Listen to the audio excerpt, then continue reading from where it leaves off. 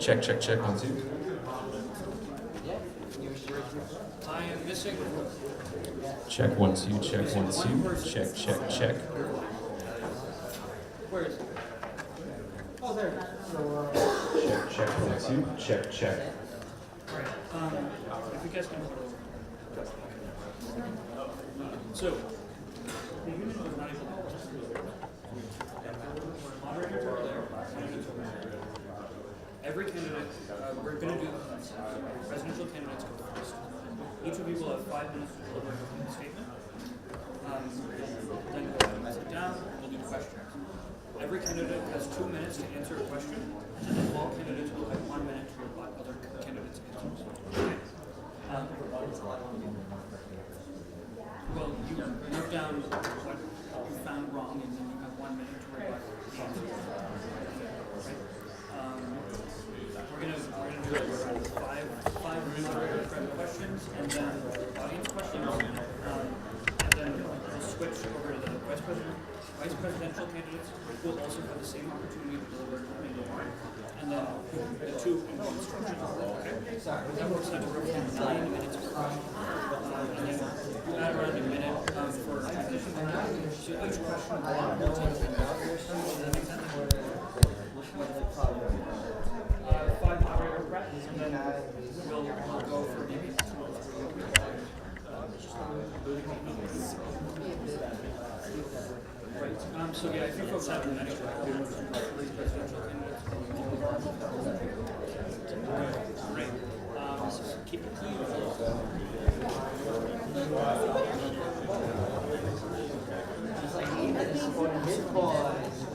All right.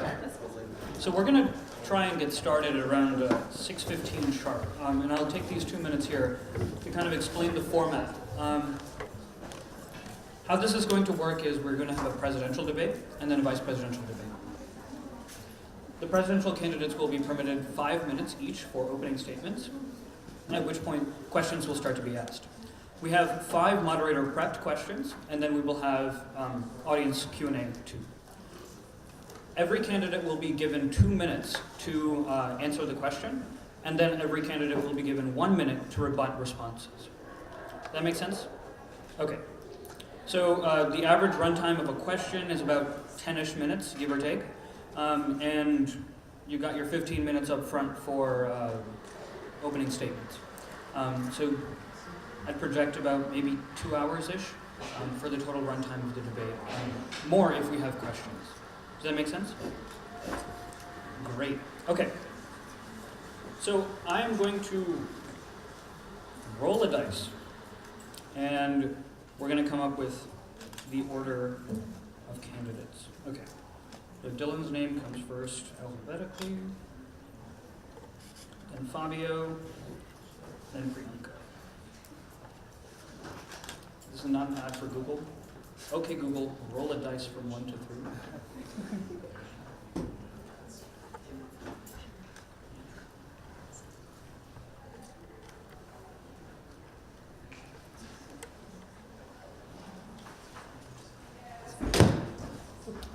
Sorry, folks, Google is taking a hot look.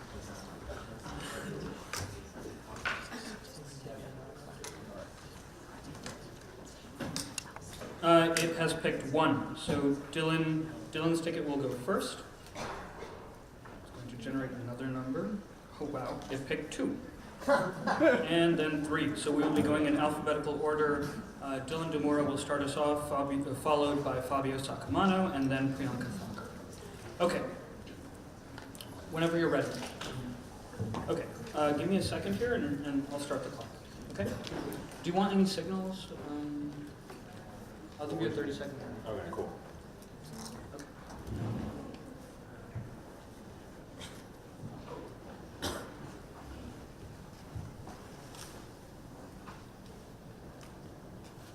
Okay, whenever you're ready. Hi everybody, thanks for coming out to listen to us speak about issues that are important to students. Shout out to the PERG people that are here, my roommates in the back. my USG squad, and all my friends that are here. I wouldn't be here without your magnificent support.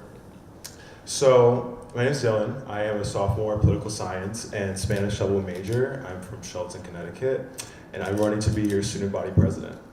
I've been involved with USG since the beginning of my freshman year as a senator, and I've been a member of the External Affairs and Student Development Committee. So, let's talk. Why am I running for president? As a freshman in USG, it was hard for me to understand what my role would be in this organization, where I would go, what path I would take, how I would be best able to serve my fellow students. Well, I see my role now as serving the body as student body president. Over the course of this past month, I've been saying something to all of my friends, basically anyone that I've talked to, that Ariana Grande's latest album has dropped and the girls and the gays are at peak power. My goal as president is to get USG to peak power. Basically how I want to do this is I want to mobilize the student government, turning words and thoughts into action, developing our senators into leaders, and empowering UConn students through the power of grassroots activism with the use of our collective student voice. I believe that I bring a bold vision of change, a change towards action away from empty words, and a challenge to the status quo. We should be the organization fighting for the student body of today and tomorrow on issues that affect us, like renewable energy and climate change, textbook affordability, holding our administration accountable to students, civic engagement, and amplifying marginalized voices on campus. I have a track record of working on these issues through the organizations I'm involved in on campus, and I believe that this organization needs to reinvent himself to become more relevant than its cumbersome funding policies. My time as president, I hope to be defined by change and growth. I will lead the organization with the largest purview of advocacy that's ever seen and a source of empowerment for students. A facilitator for students to make the change they want to see on their campus and in our state. I will make progress on issues that we students care about and set precedents that will benefit students for years to come. I'm someone who is passionate and will inspire senators and committee members within the organization to take an active role in serving the student body. Because when we are active, we are visible, and that's how we're going to be changing a reputation here on campus.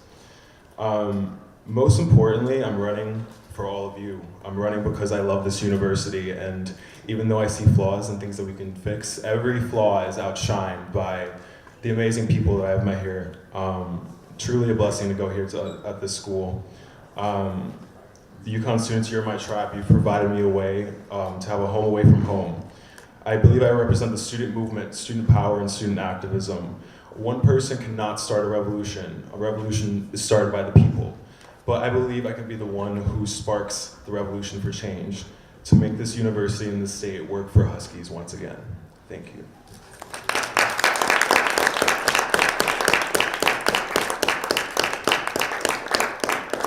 Thank you. Next, I'd like to invite Fabio to the podium. Whenever you're ready.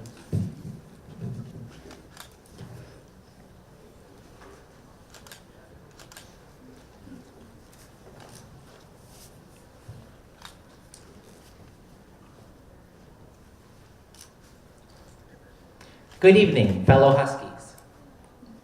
Before I begin, I would like to thank my campaign manager, Stuart Allen, for his incredible dedication to this campaign.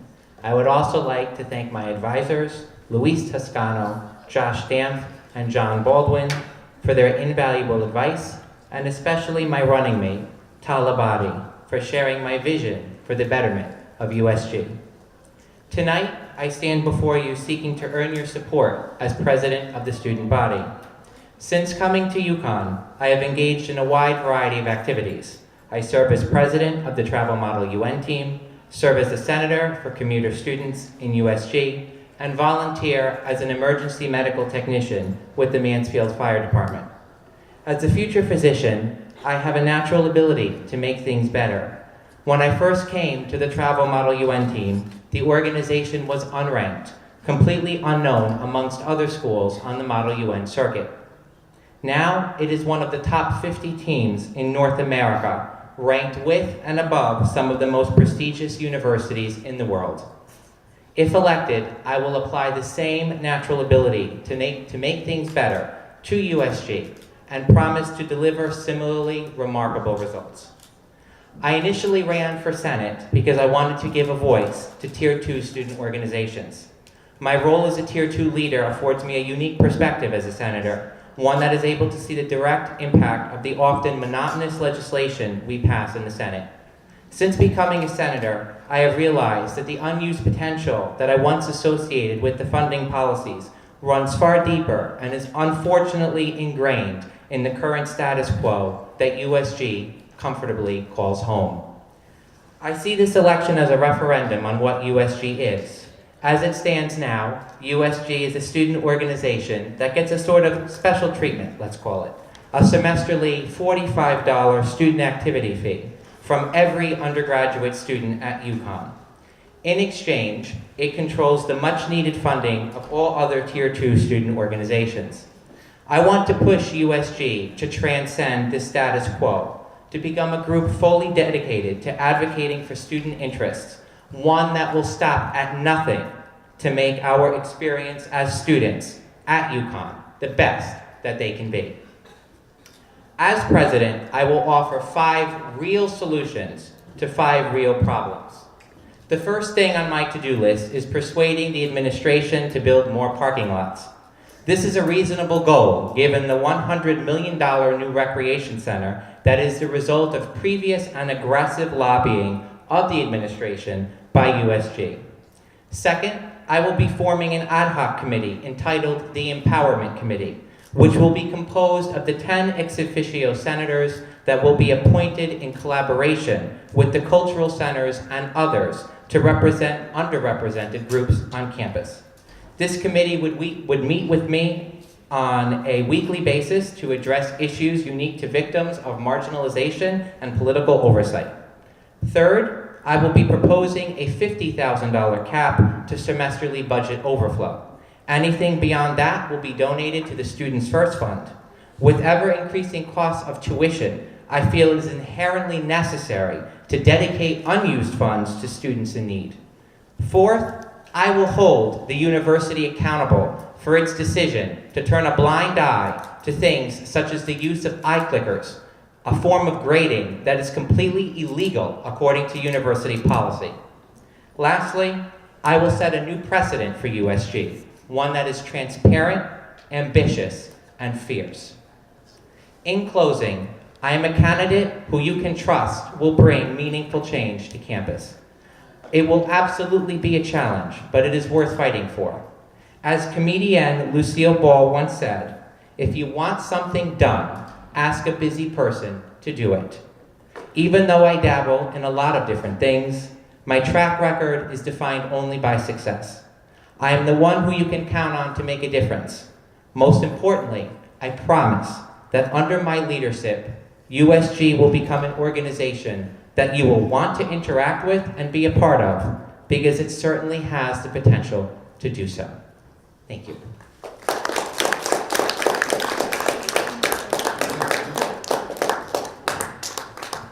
Thank you, Fabio. And with that, I'd like to invite Priyanka to the stage.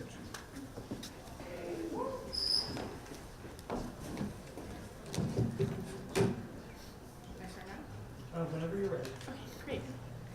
So hi everyone, I hope you guys are having a great Monday. I want to thank you guys for coming out. It's really nice to have a good amount of students here voicing your concerns and representing the student body, so thank you for being here. I also want to lend a thank you to my amazing running mate, Emmanuel Chinyumba. Thank you for being such a great support, and also to our campaign team. And Colleen in the back, thank you for being here. So I'm really excited to run. I guess a little bit about me. My name is Priyanka Thacker. I am currently a junior management information systems major within the School of Business.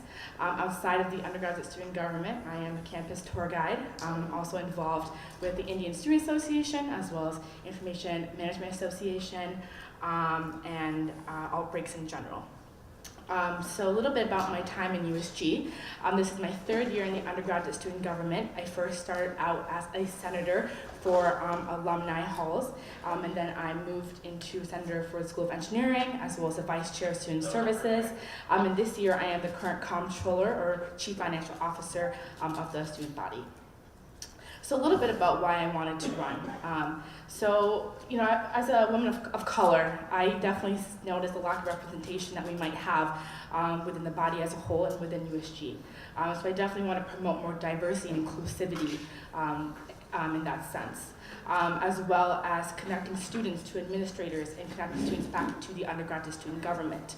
One of our goals running is to create a triangular effect, where we're connecting students to administrators, students to USG, connecting USG to administrators, and connecting students to administrators, and definitely trying to create an entire circular flowing effect with that.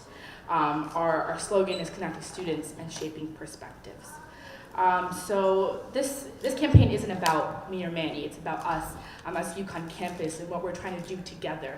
Our campaign just doesn't involve us, it's involving other groups, trying to integrate, trying to collaborate, and truly bringing one UConn together. So a little bit about our initiatives that we're trying to solve. One of our biggest goals is to diversify and broaden the scope of USG. Diversify in terms of representation as well as initiatives. So our initiatives are decreasing food waste on campus, improving residential life, trying to bring more opportunities for transfer and commuter students. So just representing a lot of the minorities on campus who may not be represented on a day-to-day basis. So that's just a little bit about us. Thank you for being here today. And yeah, that's my message. Thank you.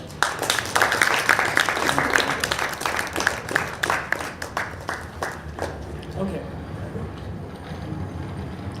So we're going to start off the question and answer session with a couple of easy ones, as I'll put it.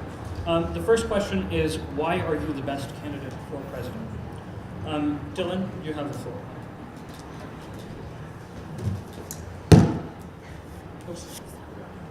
So this is a great question. I believe sincerely that I am the one candidate who has the chance to radically shift the purview of this organization away from simply accepting the status quo in terms of the fact that usually when there's something that happens on campus, students get upset about it. They complain in the by yourself for like 2 or 3 days. Then it all subsides. And administration essentially knows that they can walk all over us.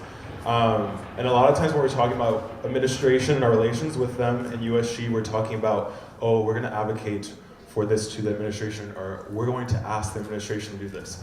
Honestly, at the end of the day, we should be demanding from the administration what the student body wants, or else nothing is going to get done. They already have their prerogative. I've seen how they treat students. I've asked questions at University Center, which I'm a member of.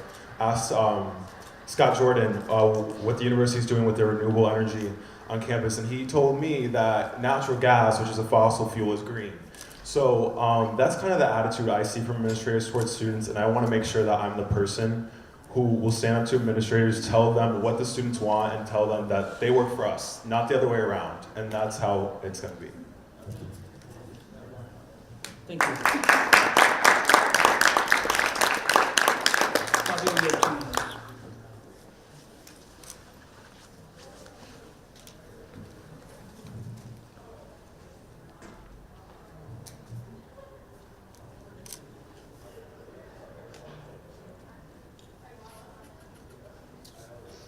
Thank you for your question, Mr. Chief Justice. So I believe that I am the best candidate for president of the student government here at UConn. One, because I'm a tier 2 leader right now. So like I said, I serve as president of the travel model UN team at UConn. And under my leadership, we went from a team that was completely unranked and unknown by other schools that is now ranked next to the team from Yale University, which has been in formation for about 30 years. So I definitely have the leadership skills that are required to make USG a formidable organization, which is what I think is really lacking right now on campus. I'm not afraid to reject the status quo. mean, I invite you to look at some of the speeches that I've given on the Senate floor in the past and how I reject the notion that the Senate doesn't really do a lot. I'm not afraid to do that, and I will continue to do that as president of USG because I want to make sure that as your elected representatives, that we are doing our job.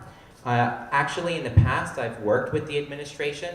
In my role as president of the Travel Model UN team, I actually met with President Herbst herself because of the recognition that we got as a team, as one of the top 50 teams in North America. We're actually ranked above Brown University and Stanford University. So that looks very good for UConn as a whole. So I'm familiar with working with the administration and what needs to be done to get what we're asking for. And lastly, I have concrete plans for what I plan to do as president of USG. I detailed some of them in my opening speech. I invite you to look at our Facebook page, @Fabio and Tala. You will see in more detail what we plan to do. So yeah, I feel like I'm the best candidate for a USG president because I have a concrete plan for what needs to be done, and I look forward to doing that. Thank you.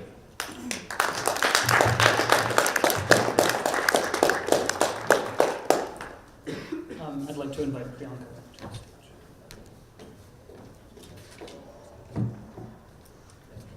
So when you see a president, you want to see someone that looks like you. You want to see someone that's relatable to students.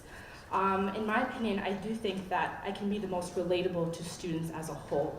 You want to be someone, you want to exemplify someone that students can come to. That's why we're here. That's why we're representing you. That's why we're the voices for you. In my experience with USG, I've been here for 3 years. I've seen the inner workings, I've seen the best, I've seen the worst. I also know funding like the back of my hand. All of these things are things that I come with and things I bring to the table. And further, my integration outside of the undergraduate student government community as well. I've been involved in many Tier 2 organizations. I've worked with many administration on various initiatives within the student body. So it surpasses just my USG work, but also my work as a student, my work as an employee for UConn, and as a peer as well. So. Thank you. Dylan, you have 1 minute to respond. Okay, one other thing. Besides my other two opponents, I am the only one that can say that they are an activist. I am active in UConn PERG, the student-run, student-funded activist organization on this campus, and I have been active as a member in registering students to vote, fighting for renewable energy, fighting to stop the overuse of antibiotics, and this semester fighting for a plastic bag ban in the state of Connecticut. We're fighting for issues of public interest. I am not just about talk, I'm also about action. I will actually be out there on the ground, putting in the work for words to be translated into action. Thank you.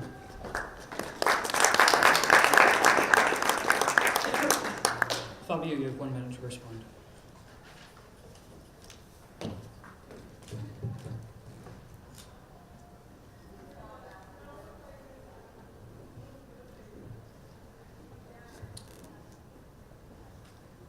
So, in response to some of the comments from my opponents, I really think it's important to highlight that I am a newcomer. I am a new senator. I was elected in the special Senate in November. But the reason why I am running is because I am new, and I was able to see issues on the one hand as a Tier 2 student leader, what is wrong and what the Senate is not doing. And then when I entered the Senate, I saw even more issues that I would like to fix as president of USG. So I think what sets me apart really from the other candidates is because I'm new, I can promise you I'm not going to maintain that status quo. But if you elect a representative that has been involved in USG for many years, nothing is going to change. Where was your student government when the $500 fee increase was announced earlier in the week? They're the reason why you have that new recreation center, but the $500 increase was never mentioned. So things like that are what I wish to prevent as president. Thank you.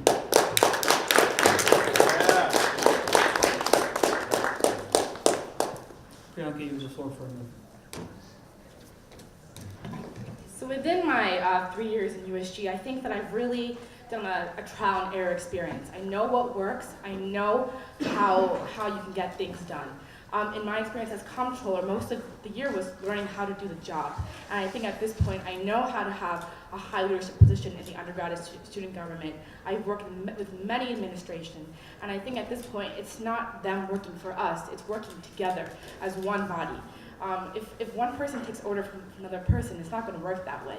Collaboration, that's not collaboration, that's not how change happens. Change happens together. And I've met with many Tier 2 organizations in my time here. I definitely have a holistic understanding of what we need to do to improve within our funding system, with our internal issues, within external issues. There are many things that we can improve, but there are also many things that we are doing currently that have a strong understanding and a strong bond, and we cannot forget those. So yes, everything needs improvement, but it's taking what we have now and making that a lot better. Thank you. Okay. The second question we have is, can you name the first 3 specific initiatives that you will pursue during your term as president? Dylan, you're up first.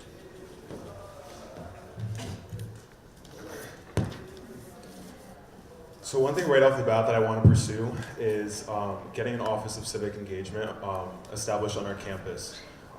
We saw in the last election here at UConn that the polling location in Mansfield, voter turnout increased by 90% due to the efforts of UConn PERG, showing the immense ability for student power to mobilize and to effectively voice their concerns, because your voice is your vote and your vote is your voice. And we need to move forward with that and other civic engagement enhancing policies such as early voting at the Capitol, and lobbying on behalf of those issues is going to be really crucial before 2020 to show that students are ready to vote and that we are ready to take our future into our own hands. The second thing that I want to work on right off the bat is renewable energy, as I talked about before. The university is going to be constructing a new natural gas powered plant to power the new science complex that's going to be going where the visitor center is now. And it's kind of unacceptable in a sense that this natural gas fossil fuel infrastructure is going to be going into place when climate change is such a crisis, and our generation, Huskies to come, are going to be the ones that are going to have to deal with this. So we want to move forward with that, and also focusing on efforts at the state capitol in terms of that. And besides that, we definitely want to work on just letting administration know that we want to have a good working relationship with them, but they need to be more open and transparent with us. We need to have more conversations, but we also need them to know why they're here and why they have their jobs and who they work for at the end of the day. Because collaboration is great and all, but words are words and they can tell us anything. But action is really what we need to be seeing. Thank you. Flavia, you have the floor for 2 minutes.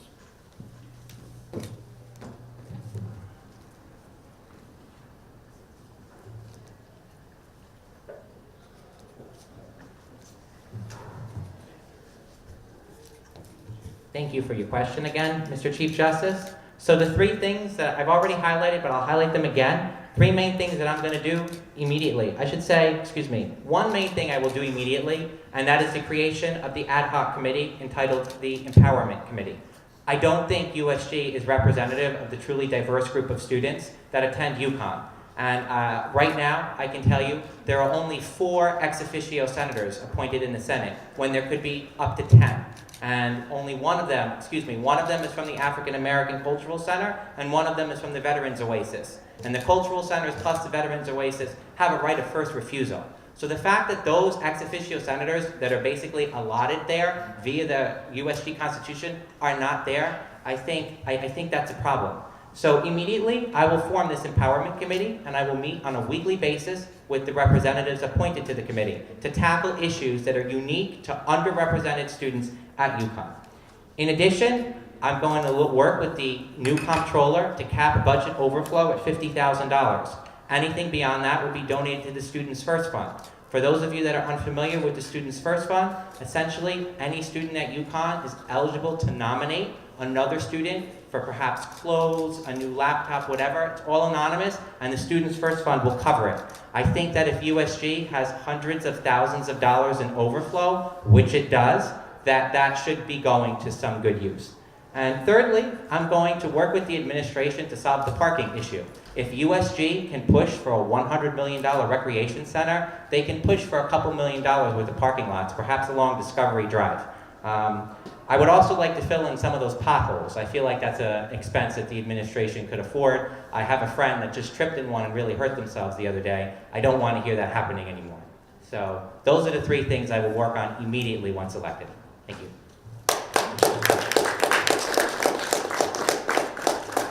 Now, can you have the floor?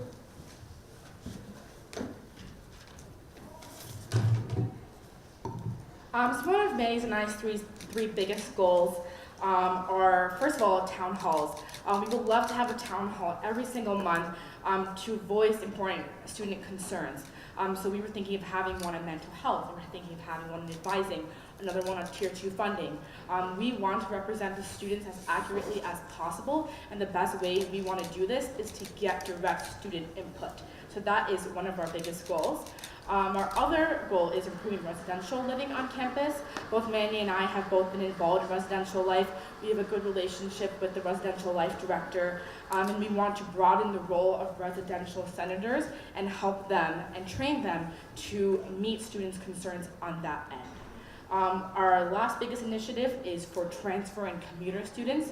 There's a large population of these students, and sometimes their voices are not as heard as much as they should be. So our goal is to advocate for them and just to provide more opportunities for them as a whole. We want to be realistic with our goals and usually try to build with what we have now. Thank you. Thank you.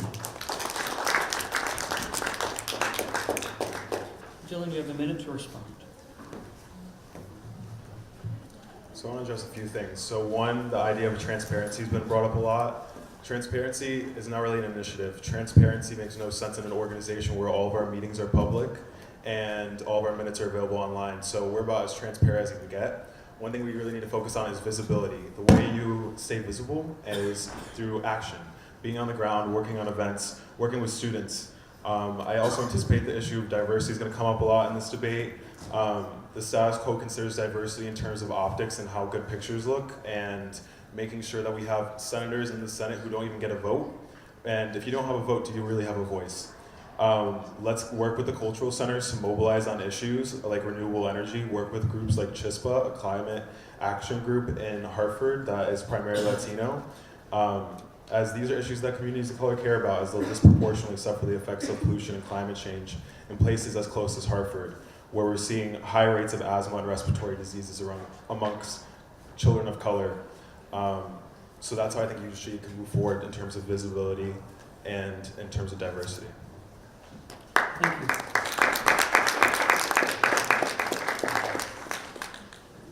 Fabio, you have a minute.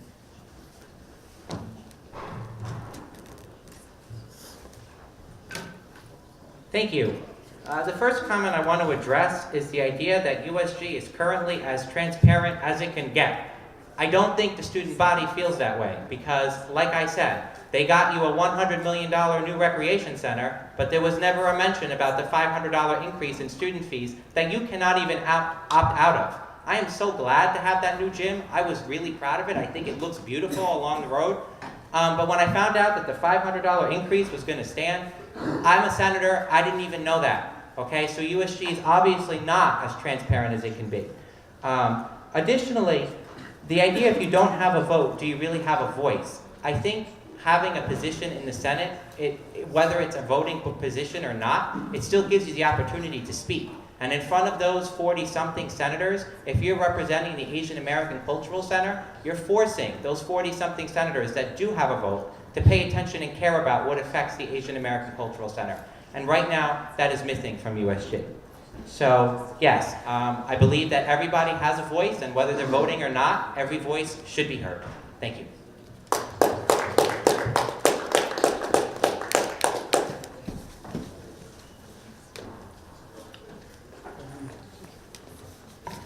So I just want to comment on a few things. So the Student First initiative that Fabio Sacman was talking about is not possible. We cannot donate student fee money to a donation amount. That is unfortunately not going to happen, and I know that because of my experience with the financial aspect of USG.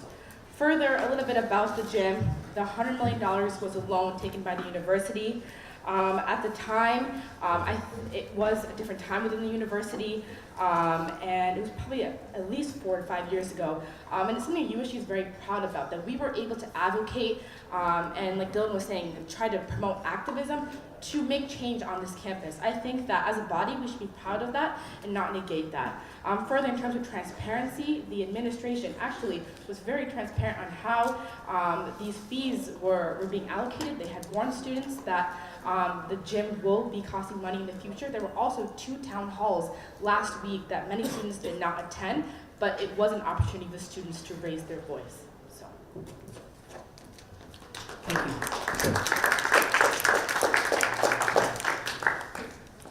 The next question we have for you all is on perception. What do you feel USG's perception is, and how will you work to change it for the better?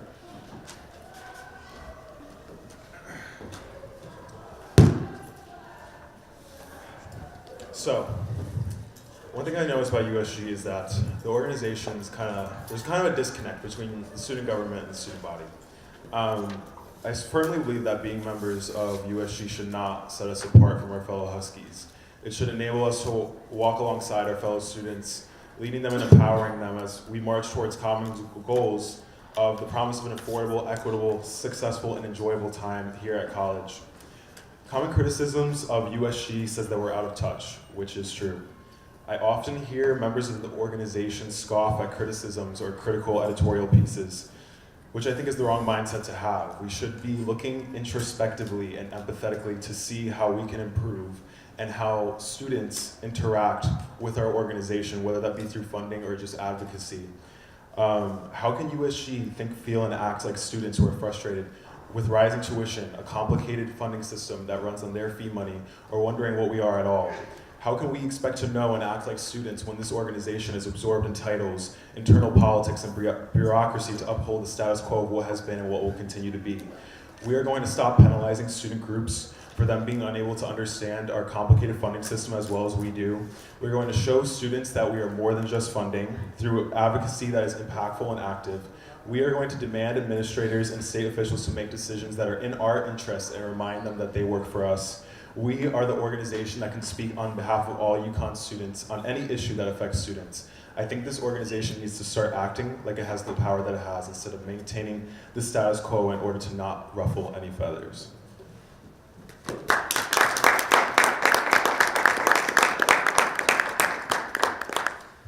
Fabio, you have the floor.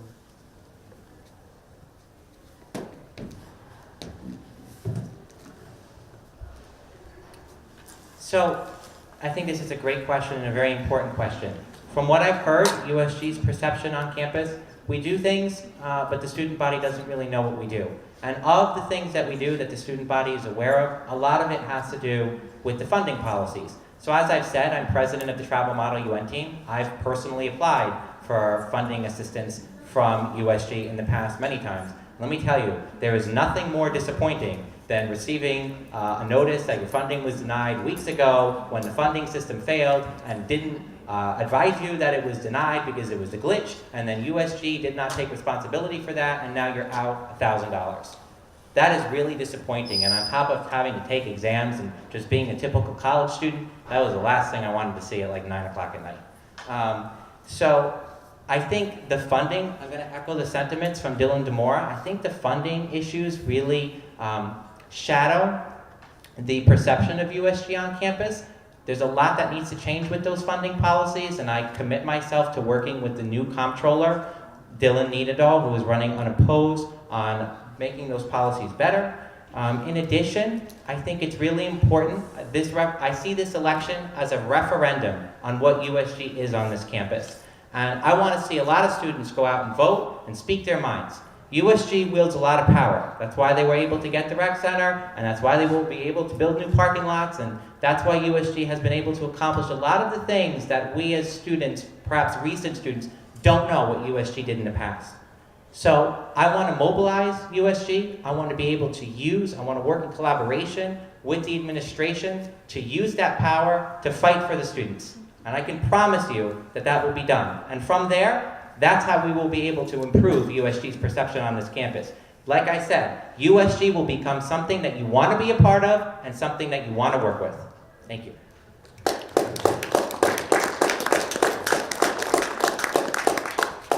Priyanka, you have 2 minutes.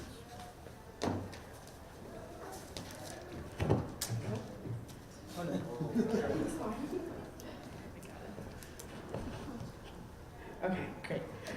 So I think one perception of USG that students might have is sometimes lacking a face to USG and trying to figure out where to go to get your issues resolved. And that's something that Manny and I really want to work on, is making sure that we are as transparent to them and as available to them as possible. And not just Manny and I, but an entire body, an entire USG as a whole. It's not just 2 people that resemble USG. It's an entire executive board, it's an entire Senate body. We together are USG. So trying to figure out how we can work collaboratively to making sure that students know where to go to get many of their issues resolved. We talked a lot about diversity in the last few minutes, and I do think that's a big thing that we need to solve, and making sure that we have diversity not only within race, but within economic statuses, within majors, not just political science majors. We want a holistic view and a holistic body of UConn. And Manny, as an outsider to USG, is definitely going to bring that energy and that perception of being out there and seeing it from the outside in. So together we're really happy to do that and to bring that back to the student body. And further, when in office, if we do become elected, we really want to rebrand USG and work with our next PR director to really do that. Thank you. Thank you. Dylan, you have a minute to respond. So like I said, the best way to rebrand the organization before is through visibility, not transparency. If we're visible, if we're on campus, if we're out there every day doing things, tabling, lobbying, petitioning, informing students, using our voice to hold the administration accountable, being in the daily campus, enhancing the student body by means of student power, that makes us most accessible to students, not when we're locked in a room in the ballroom or in an exec meeting in a closed door. Even though it's open to the public, it's an intimidating space to just walk into and voice your concerns. So being out there where the students can easily access you and just come up to you and say hi, that's what I think we should be doing. To make an analogy, if I'm the captain of this hypothetical USG ship, I won't let the administration choose the direction I steer it in. I'll inspire the crew, make us take action to be more visible on campus through action on words spoken in Senate. We're going to take positions that are visible, we'll be active in pursuing our initiatives, we're going to work on campus relations and collaboration. That's how we rebrand USG. That's how we change the face, by working with other student leaders on this campus and working with other student groups to be more effective in what we do for the student body. Thank you. Bobby, you have the floor for a minute.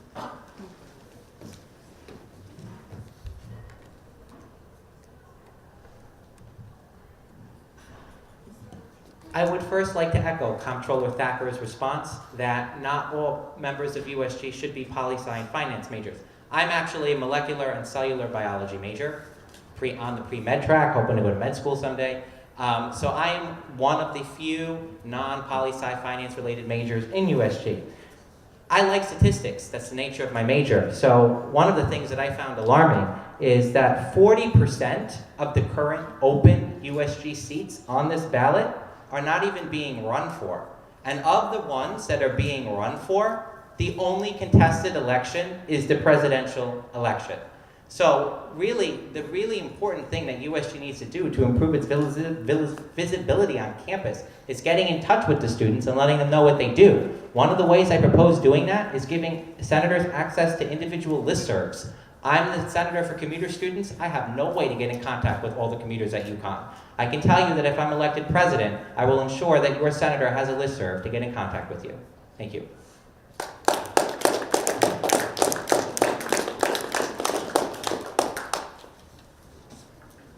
Priyanka, you have the floor for a minute.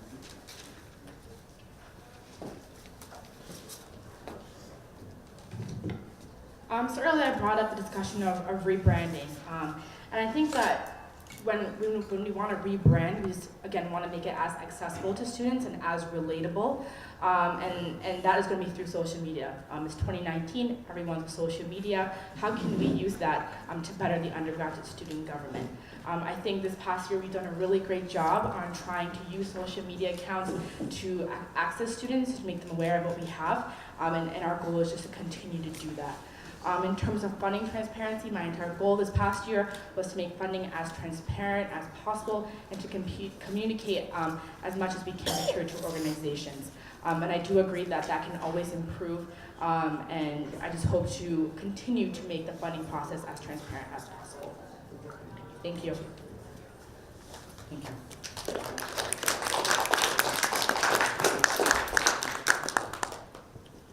The next question we have centers around funding.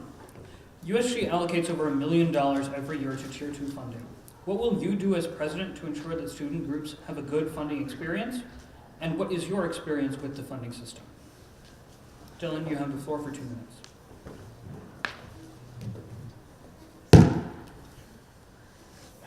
So as I said before, when we were talking about the image of USG, one of the things that people know us for is our funding system, and for a lot of students, that's all they know us by. So if that's the case, and if that's going to be the case, I think that there should be major steps taken to, like I said before, make sure that we aren't assuming that students understand our funding system as well as we do. So I actually think in the past year that Priyanka has done a great job of being comptroller and making funding more visible to the student body and how the process works and everything, how to apply. They're doing a good job at training presidents and treasurers on how to apply for funding and how to go to funding workshops and all that. And I think that's something we continue to do. Besides that, I think that in the future we just need to make sure that we are, advertising funding and deadlines to the best of our ability, letting students know what can be funded, how much will be funded at, and when they have to get in the request by and when the cutoff period is. And the best way to do that is word of mouth, social media, and using like our listservs with through student activities with the RSOs, registered student orgs on campus, to let them know what's going on with the funding system. And I personally don't have an experience with the funding system. I'm not the president or treasurer of a Tier 2 organization, but I'm willing to work with those students on campus next year to make the funding process as easy as possible for them.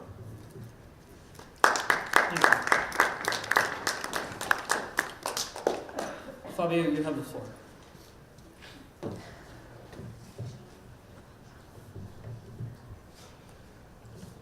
Thank you, Mr. Chief Justice. So again, I'd like to echo the sentiments of Senator DeMora. I do believe that the funding policies are a source of concern for the student body, and I as well commit myself to making them as transparent and easy to follow as possible for the entire student body. I can promise you that that will happen because, like I've said, I've had a plethora of personal experience dealing with the funding policies and getting funding denied for obscure reasons sometimes, and it's just quite disappointing. So one of the things that I'd like to see done is, if the budget overflow is going to continue not to be used, I'd love to hire more funding staff in the USG office. That would decrease the turnaround time for funding requests. I would like to see it reduced from 6 weeks to 3 weeks. As a matter of fact, I got that idea because my budget for the campaign here was approved very quickly, and I was able to immediately get funding. I did not have to wait 6 weeks. So when USG wants to, they can approve your funding very quickly. They have the means to do that, but they're not doing that for the 600 and something student organizations on campus that are eligible for Tier 2 funding.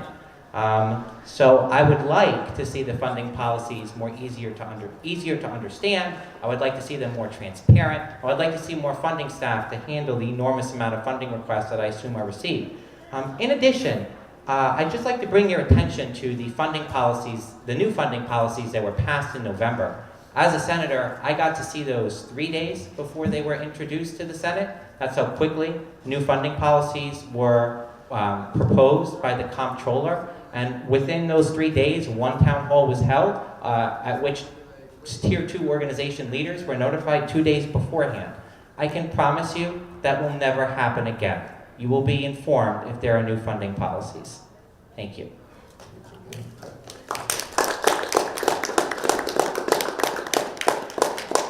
Priyanka, you have the floor. So I think it's really easy to pick on funding because it's one of the things that, yes, it's one of USG's weaker points, but I think that we have to acknowledge that we're trying to continuously improve on funding as a whole. This past year, I've been in law funding, that's my duties every single day, and just some projects that I can name off right now. It's an entire new funding system that we're trying to implement. We're working with student activities. Many of our leadership is involved. This new funding system is going to be extremely easy for students to use. It's going to have all of the requests in there, all informational budgets, all inventory, and just to help workflow as well. Further, we actually also paid our entire funding student staff this past year to try to make that a more efficient process. Before, those positions were not paid and we saw a lack of accountability.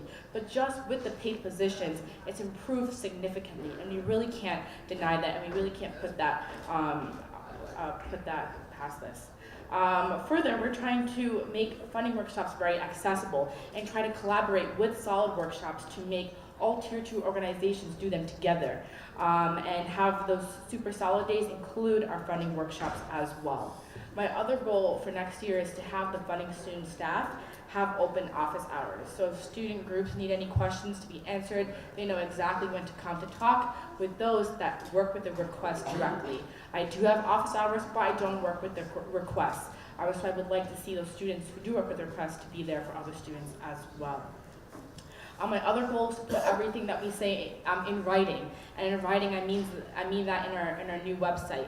So in terms of in addition to our new funding system, we're also trying to create a new website with all information for funding, and to make this really easy for students to get funding and to work through that process. Our goal is not to deny funding; it's to fund as much as possible in terms of our policies as well.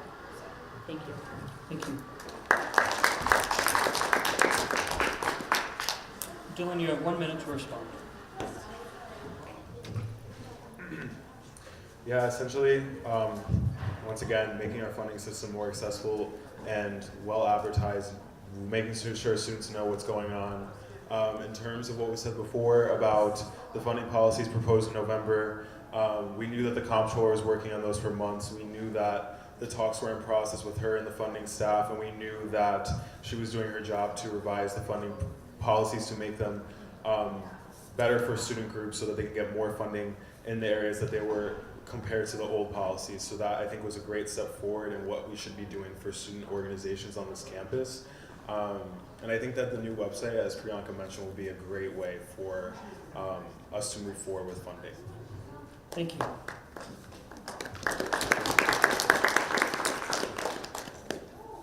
Fabio, you have a minute to respond.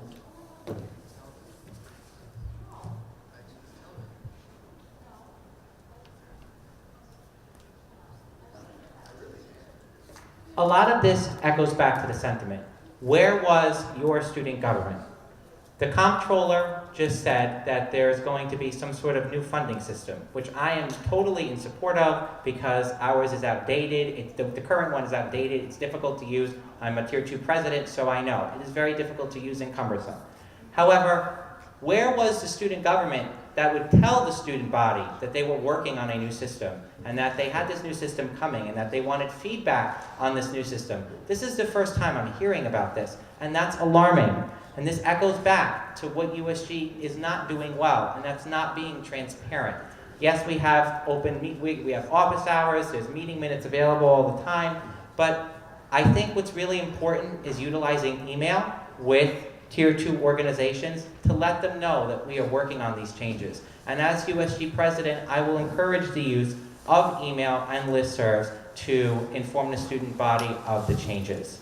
Thank you. Thank you. Priyanka, you have the floor for a minute. So in terms of transparency within funding policies, it was one of my biggest goals to make sure that everything we do with funding is transparent. But when I came into the position, I realized that things are just not that black and white, that there are a lot of people in the kitchen, and that you have to make sure that everyone has their room and their voice, just within administration, just within student leaders. It's not an easy process, and that's because I know firsthand, I've been through it. But what we can do now is see where we can improve. Yes, I know it needs improvement, we all do. And it's about the positive outlook, not focusing on the past, but focusing on the future, what we can do now. Okay, thank you.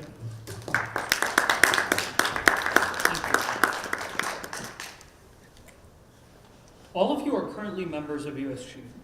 What have you done to benefit the student body in your roles at USG? Dylan, you have the floor. For 2 minutes. So as I was saying at the beginning, when I first joined USG as a senator, I didn't really know what my role would be and how I would best serve the student body.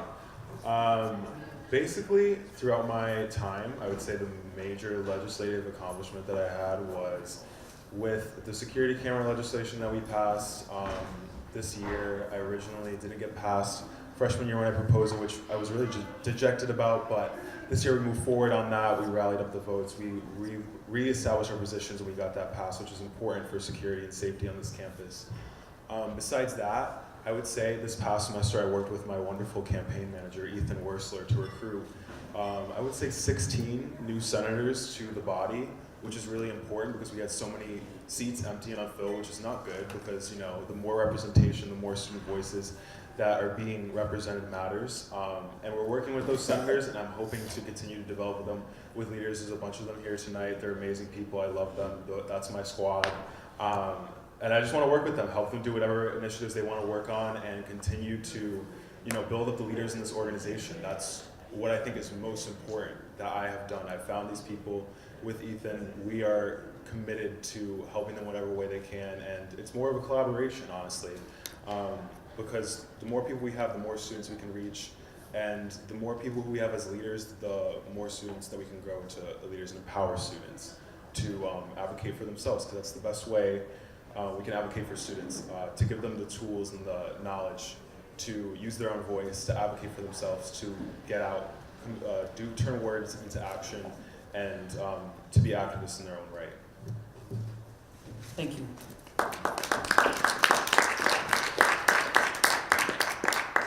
Fabio, you have 2 minutes.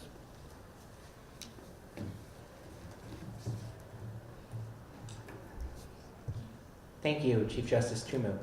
So, as I've stated, I was elected to USG in the Special Senate, which puts me at November. So I have not been a longtime member of USG, but what I can tell you is that I've been trying ever since I placed my first step in the USG auditorium type thing to make change. One of the things that I just tried to pass, which unfortunately was tabled, but one of the things I'm working on is a plan for a Plan B contraceptive vending machine. So right now, it's currently illegal according to current Connecticut state statutes, but what I'm trying to do is pass a piece of legislation that would ask the Connecticut state legislature to allow an exception for college campuses for over-the-counter drugs to be sold in vending machines. This would fall, Plan B, emergency contraceptives fall under this over-the-counter drug requirement. I've also authored, in collaboration with the comptroller, in collaboration with the speaker, in collaboration with the Chief Justice, I've authored a bill that is going to the floor of the Senate this week that addresses the rushed implementation of the funding policies in November. So essentially, any sort of amendment, any major amendment to funding policies in the future would need to be proposed 2 weeks in advance, and it would see a town hall during the academic week preceding the intended proposal of the policies. In addition, I sit on the Academic Affairs Subcommittee, and right now what we're working on is revisiting the Gen Ed requirements. So my main goal here is to make sure they don't institute new Gen Ed requirements and force them on all current students of UConn. It's something that I'd like to see applied only to incoming freshmen, because I know a lot of us have our Gen Eds already filled. But yeah, what I can promise you is since I've gotten here, I haven't stopped working, and I will continue to do that if I am elected president. Thank you. Bianca, you have the floor for 2 minutes.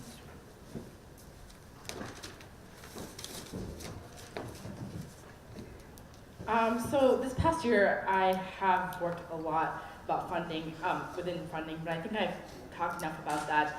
One of my favorite initiatives and kind of my baby within the undergraduate student government is Tampon Time. So Tampon Time, if you don't know, is the free menstrual product initiative. And when we were starting this initiative out, we didn't want to make it heteronormative as it has been in the past. There are males that are identified, or those who identify as males that menstruate, and one of our goals was to make this as inclusive as possible. So around my sophomore year, fall 2017, I was one of the leaders to put and to make this initiative go live, basically, in bathrooms on campus. So with my work and within our leadership team, we were able to get the dispensers for these products in the library, in the recreation center, and in the union. So that's one of my biggest projects within the undergraduate student government. Is something that I hope to continue to work on in the future, too. Thank you. Necessarily this quote-unquote experience, but I think my relationships within the organization will allow me to enact the change I want to see and help other people in the organization pursue their own initiatives in their own right. Thank you. Fabio?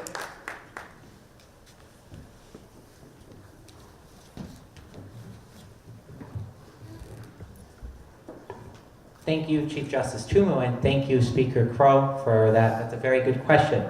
So something that I would like to see more of is the formation of more individualized subcommittees. So I spoke about how I would like to create an ad hoc committee entitled the Empowerment Committee if I were elected president of the student body. And essentially my idea behind forming, advocating for the formation of these subcommittees is that they would be able to tackle specific problems and then report on them back to the overall Senate. The Senate is large this year. It's larger than it has been in years past. And I think that having 50 different opinions in the room is sometimes difficult when you need to pass something specific. So, if we take the Empowerment Committee as an example, the people that would be sitting on that committee would be representing groups that have historically been underrepresented at UConn. And they would be able to tackle specific issues with the knowledge because they have experienced them firsthand to find solutions. And that committee would then report back to the Senate on what they would like to see done. So I would like to see the formation of more of these types of subcommittees to tackle specific issues at UConn. In addition, I would like to see solidification of certain changes in the bylaws and constitution. So I think a lot of the things that USG has done in the past have been to maintain that status quo, and whether they're good or bad, I'm going to talk about the good things in the status quo because there are. I would like to see those good actions solidified in the bylaws so that USG is able to have a written form of law and to follow it. On the flip side, USG does a lot and they sometimes don't follow the rules, or there is no rule to follow. And in that case, it makes it difficult for things to be accomplished, especially with such a large Senate. Thank you. Thank you. Bianca, you have the floor.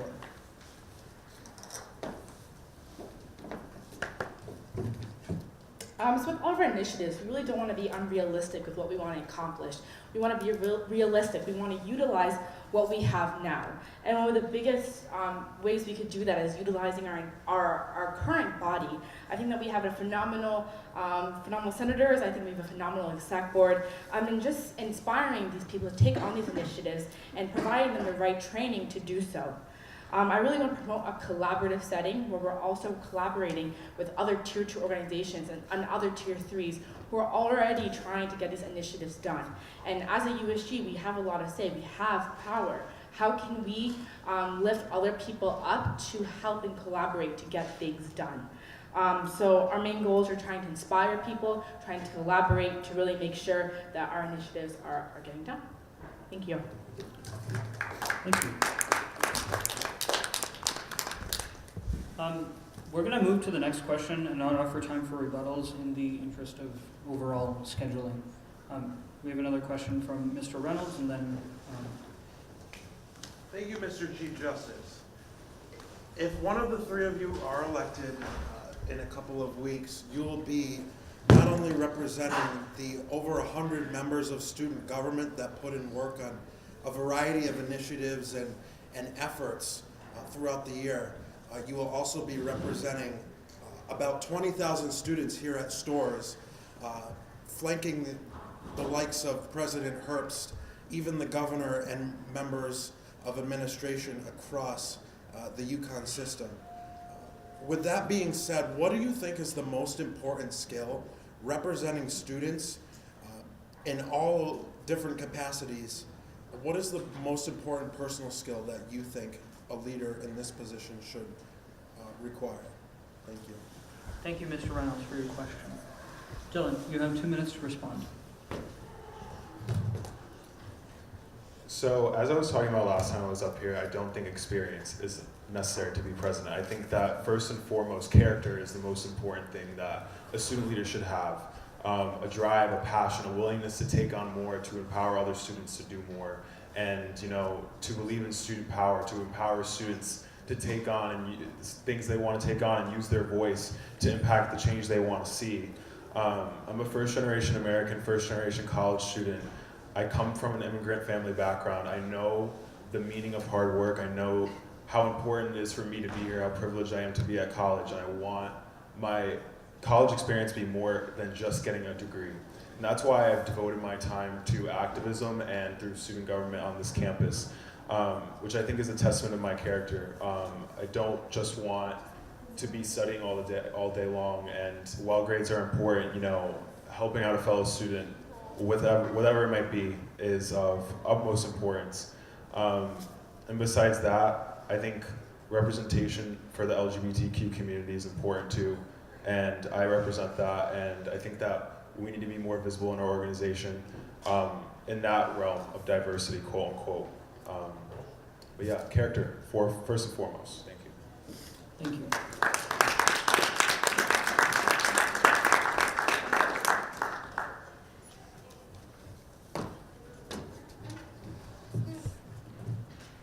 Thank you, Chief Justice Chumu and Chairperson Reynolds, for your question.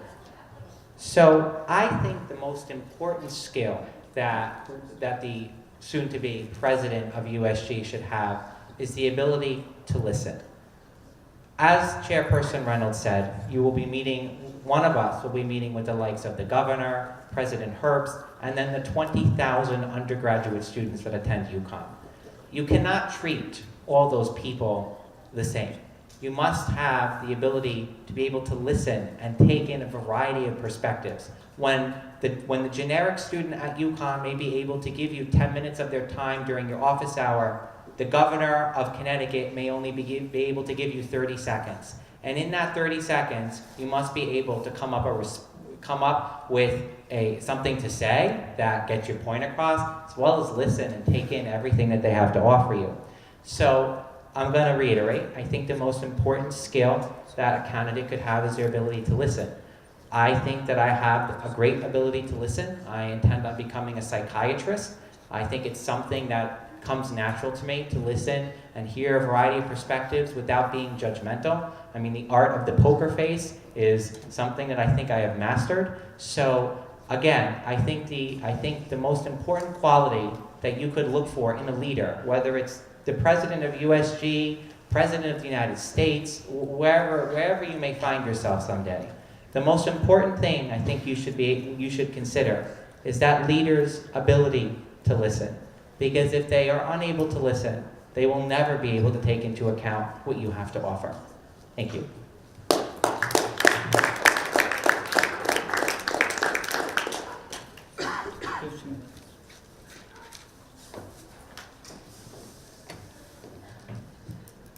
So as a leader, I think that the biggest thing that every leader should exemplify, especially in government roles, is relatability, like I said before. Relatability as a student, as a human being, trying to be as empathetic as possible, and being able to put yourself in their shoes. As a woman of color, I've walked into rooms being the only woman of my age, and being the only woman of color there, or person of color. So I know how it's like not being represented not feeling relatable to people around you. And that's just something I want to exemplify. And I know that Manny and I could definitely try to do that this next year. Thank you. Are there any more questions from the audience? Go ahead. What's your name? My name is Luis Toscano. Luis I am Toscano. here to ask questions, I suppose. And my question is rather simple. Considering the massive availability of open Senate seats in the Senate, how would you encourage participation in student government at the legislative level while you're the executive in office? And would you also encourage the implementation once more of something that's in the bylaws and the Constitution of an election oversight committee that is currently vacant, with the exception of the chairperson? And what are your opinions on that in general?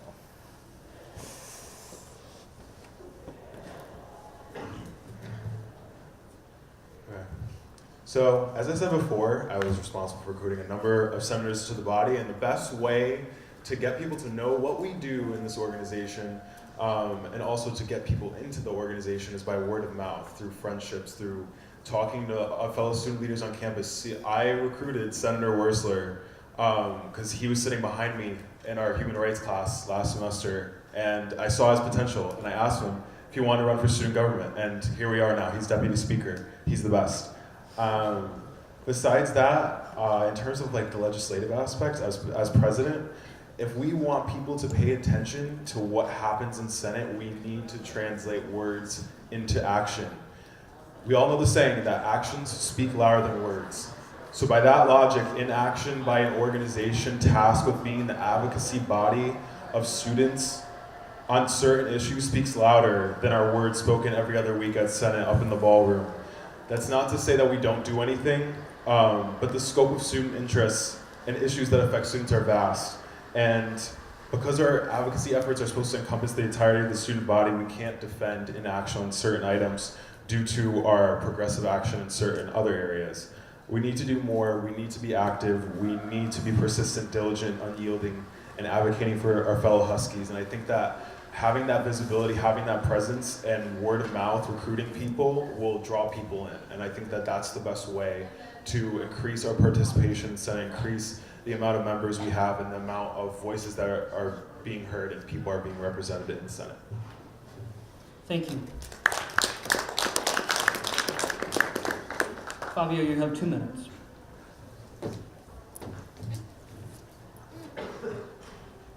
Thank you, Justice Tumu and Luis, for your question.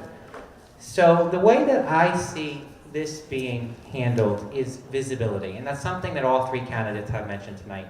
But I feel that there's a disconnect between the student body and what USG does. So I would say that the student body knows we exist. I mean, if you're involved with a Tier 2 organization, you've probably heard at one point or another that USG is responsible for giving you the funding that you request. But I think for a lot of students, that's the extent of it. Some students, I would venture to say, if I were to guess, a lot of students don't know that the reason why cameras were placed at the entrance to dormitories after that terrible act of voyeurism is because USG passed a joint resolution asking for that. So that little bit of disconnect that the cameras may be implemented, it's one thing to know that cameras were implemented, but it's another thing to know that it was your student government that got them there. So I would like to see the student body become more familiar with what it is that USG does. I think a lot of that is spread through word of mouth, but I would really like to see the use of listservs, and I can't stress this enough. We all are checking our emails. We have to. It's the modern era.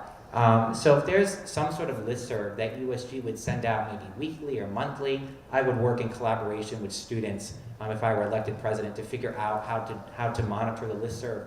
But I feel like if there was some way for USG and senators to get in contact with their constituents, you all would stay abreast on what it is that USG is doing.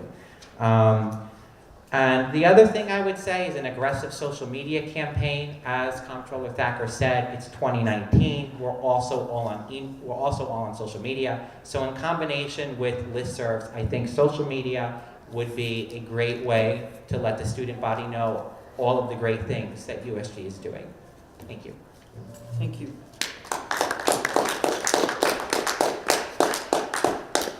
Comptroller Thacker, Jeffrey, you have the floor for 2 minutes.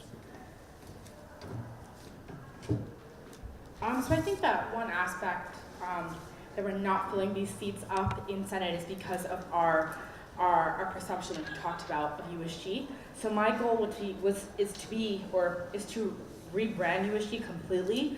And with Manny as an outsider, I think he could really help us and be a really good asset about how we can get those students involved.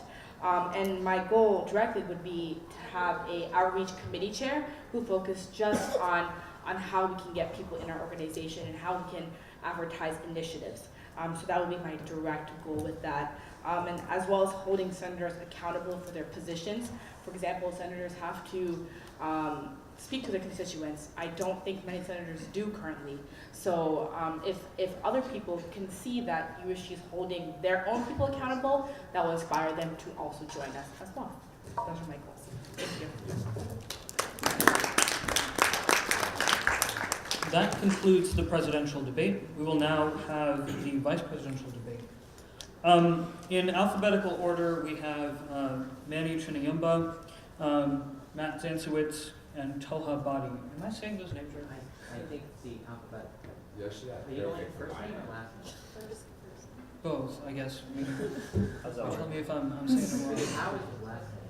Maybe it was first name too. I mean, no, it was It first was name. actually first and last. Yeah, Was that's it first name last name? yeah, Sorry. in that order. First. Talha, am I saying your name right? Perfect. There we go. And Manny. Okay. We're gonna have this random number generator do its thing again. Okay, Google, pick a number from 1 to 3.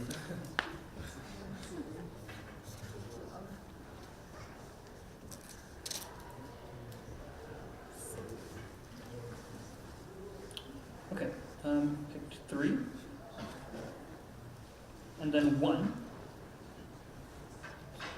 Leaving, okay. So Talha will go first, Manny will go second, and Matt will go third. You may go ahead and give your opening statements. You're limited to 5 minutes here.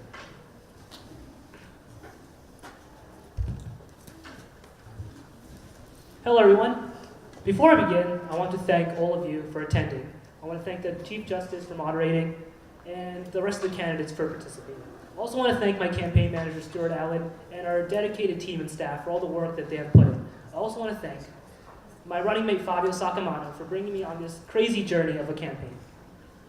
So I'm going to jump right into it. USG is an organization that has played a massive role in my time as an undergraduate student. Nothing that I have done and participated in is possible without USG's existence and help. And I can make a bold claim that nothing many students have participated in is without USG's help. And as an officer, as the treasurer of a Tier 2 organization, I have worked tirelessly with USG.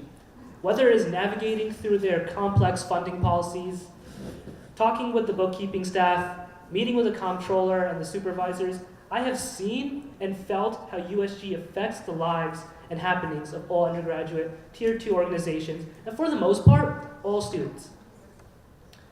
Even within Travel Model UN, I operate under a structure that has one message: the opportunities of members first.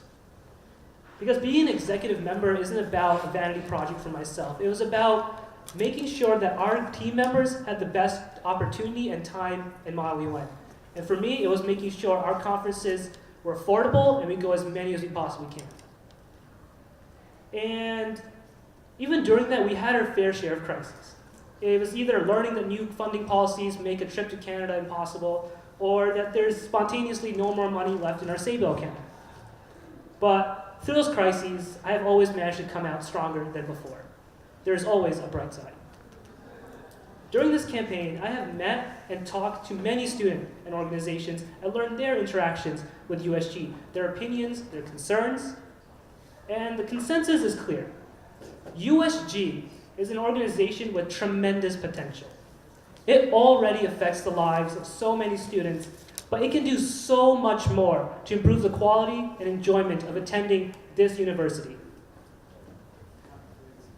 It was USG that was able to get the administration to build a new rec center. If they and we have that power, We can definitely fight for students to build and clean up the parking mess and make sure students have their basic needs met. Our university is so massive and diverse. I recently had the privilege to talk and meet with the people in the Asian American Cultural Center. And it was a really enlightening experience meeting so many different opinions and so many new people. And right now we're continuing to meet people of different backgrounds. And the thing is, Fabio and I recognize that USG is not as inclusive as it should be. And we need to work to make USG more inclusive and open to all people on this campus. USG represents all students on this campus. And I believe that USG should fight to protect all academics in all schools, whether it is supporting our College of Agriculture and Liberal Arts and Science or protecting a beloved professor from being fired. Fabio and I want to want USG to be more than a club that manages other clubs, but rather we want to become a powerful student advocacy group that focuses on finding real solutions to real problems that students face every day. USG is, at the end of the day, USG is an organization for the 20,000 students that attend this campus. And Fabio and I will make USG reflect that reality. Thank you.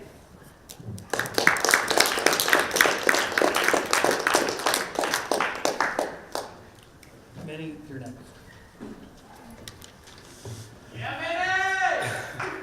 Good evening.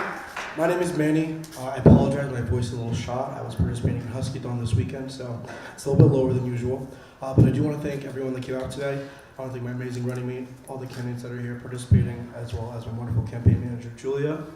So my name is Manny. I'm a junior studying political science and real estate.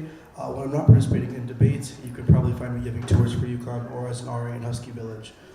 The reason why I'm running, I admit that I'm the new kid on the block to USG. However, that being said, my parents always taught me from a young age that you don't need to dive in 1 inch to make change. Sometimes you need to take a big step forward, make a bold statement, if you will. And so I believe that UConn is filled with activists, scholars, and wonderful innovators. And I think the role of USG is for them to support those activists, scholars, and innovators so that we can really enhance our experiences and really live out our best lives. And that's what I bring to the table, is a unique perspective, a fresh energy, and I want to tie all the different connections that I made on campus for student groups that not only look to USG for funding, but also to look to USG to connect them to each other, because that's when we really start to benefit the community, is when we start working together in collaboration. Thank you. Thank you.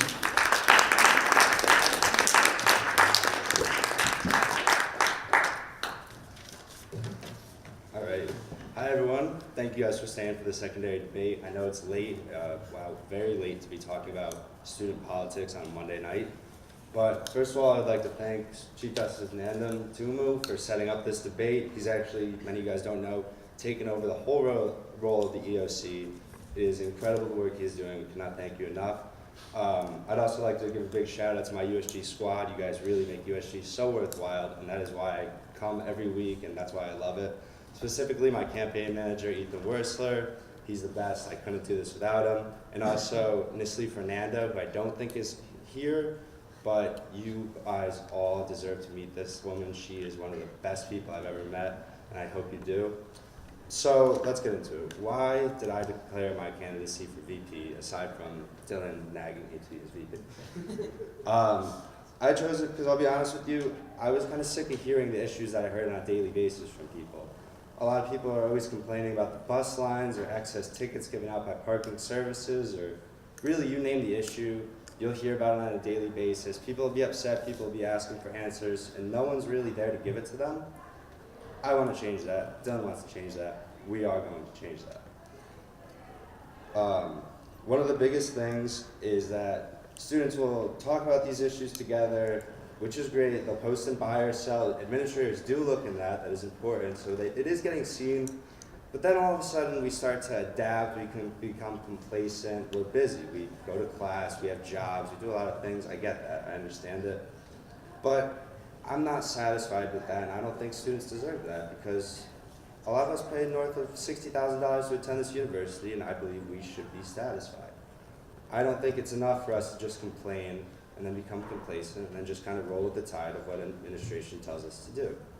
I saw great hope for change in the Save UConn rally when the Capitol decided that they were going to cut $300 million from UConn's budget last year. And UConn students reacted, and it was beautiful because they said, no, we're not going to do this. They came, they rallied together, and guess what? They got the change they wanted, and it was awesome. I don't think that has to be a once-a-year thing. I think we can do that on a whole array of issues. Omar, he's not here, he was here also, did a huge work with the debate. He spearheaded the initiative to change back the bus lines, or at least get them fixed, or at least start that conversation. And while he did, it was hard for him because he didn't get a lot of student input because people really, kind of adapted, kind of got complacent, like I said. But that doesn't have to be how it is. I think we could change that. I truly think that Dylan and I together will be able to mobilize the university, mobilize the student government to get things done, not be afraid to rally, not be afraid to show our voice to people.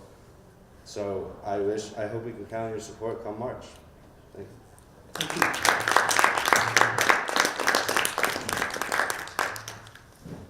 Along the same lines as the debate we had prior to, why do you believe you're qualified to be the Vice President of the Undergraduate Student Government? Talha, you have 2 minutes to respond.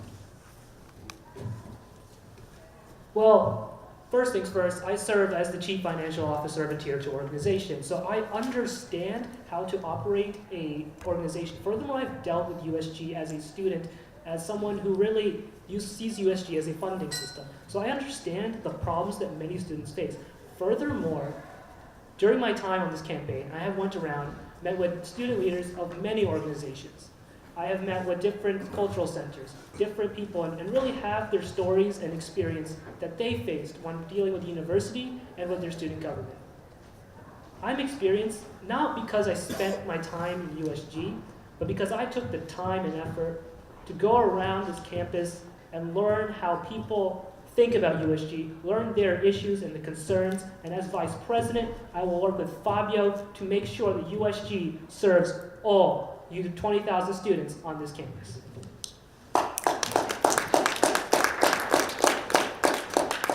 Thank you. Manny, you have the floor. Thank you, Chief Justice. So the reason why I think that I'm a great candidate to be Vice President is because I'm an innovative thinker and I always put 110% in everything that I do. Whether that is being a morale captain for UConn, or being a tour guide, or being an RA, or being a diversity inclusion ambassador. In all those different aspects, I don't just do the baseline. I take it a step further, I try to think outside the box, and then I also try to lead with empathy and authority. It's one thing to be able to meet with people, but it's another thing to be able to have lived in their shoes, to experience what they're experiencing. And so as Vice President, I would bring that to the table. I would bring, a fresh set of new eyes that has gone through the UConn experience and is ready to not only enhance it and improve it for the better, but also to collaborate with administrators, with current senators, to be able to produce what is, possible for opportunities and work across those limitations. Thank you.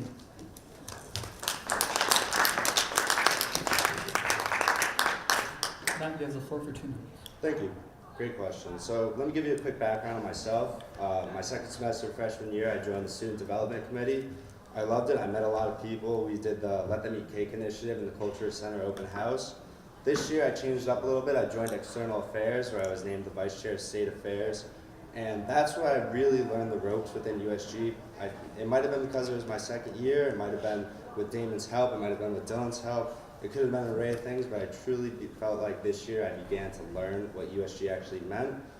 I've since spearheaded an initiative to lobby elected officials for voting reform, to enact early voting initiatives in the Connecticut State Constitution. But the most important thing that I think qualifies me best for this position is that the USG Constitution mandates the Vice President be pretty much the head of the internal affairs aspect of USG. And I believe that the relationships I foster within USG, with my fellow senators, with my fellow committee members, with anyone who comes to USG events, has just been so wholesome that I hope I'm privileged with the opportunity to continue to foster those relationships and not only work for our administration, but also to empower our future student leaders to continue that work and do as they hope to strive for in the future. Thank you. Thank you.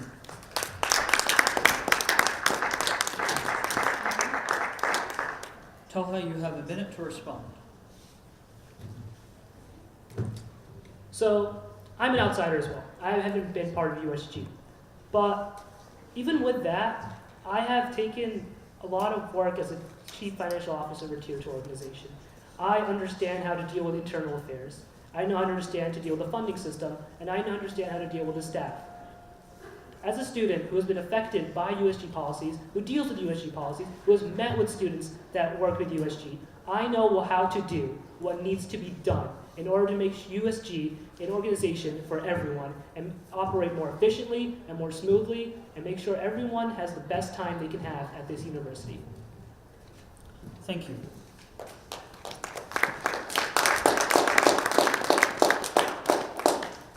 Manny, you have the floor for a minute. So I also think it's really important for a vice president who's working on internal affairs to be aware, conscious, and accountable. And so the way that I do that with my peers is by making genuine connections and really making people feel included. Because I think that one perception that sometimes we've talked about tonight is that USG can be a little bit cliquey, that the door is closed even when it is open. So one of my focuses would be able to make students aware that that door is open for them to walk in and that they're going to be greeted with a smile. And then on that second component, I'll make a conscious effort. Being an outsider, I've already started going to USG meetings. I've been reading the bylaws. I've been reading all the funding policies because I'm aware of the role that I'm going to be entering. And so in order to hold myself accountable, I got to do some studying, just like you would for any exam, right? And so that's why I also think I would make a great vice president. Thank you. Matt, you have the floor for a minute. Thank you. I think another important asset for a great vice president would be a keen ability to work with others. I think that might be actually the most important thing that anyone in this organization can do. Thus far in my experience in USG, there are always some difficulties working with others, but the pros always outweigh the cons. For example, working on the Attorney General debate, which my committee and I spearheaded this past fall to allow students to meet and question their elected officials before they had the opportunity to vote. I felt like being able to work with so many people inside and outside of my committee to set up this thing for all these students to come to and meet and actually be civically engaged was just really cool. And I really think that next year, I hope at least, we'll have the ability to continue to work with a whole bunch of other people and really get our points across. Thank you. Thank you.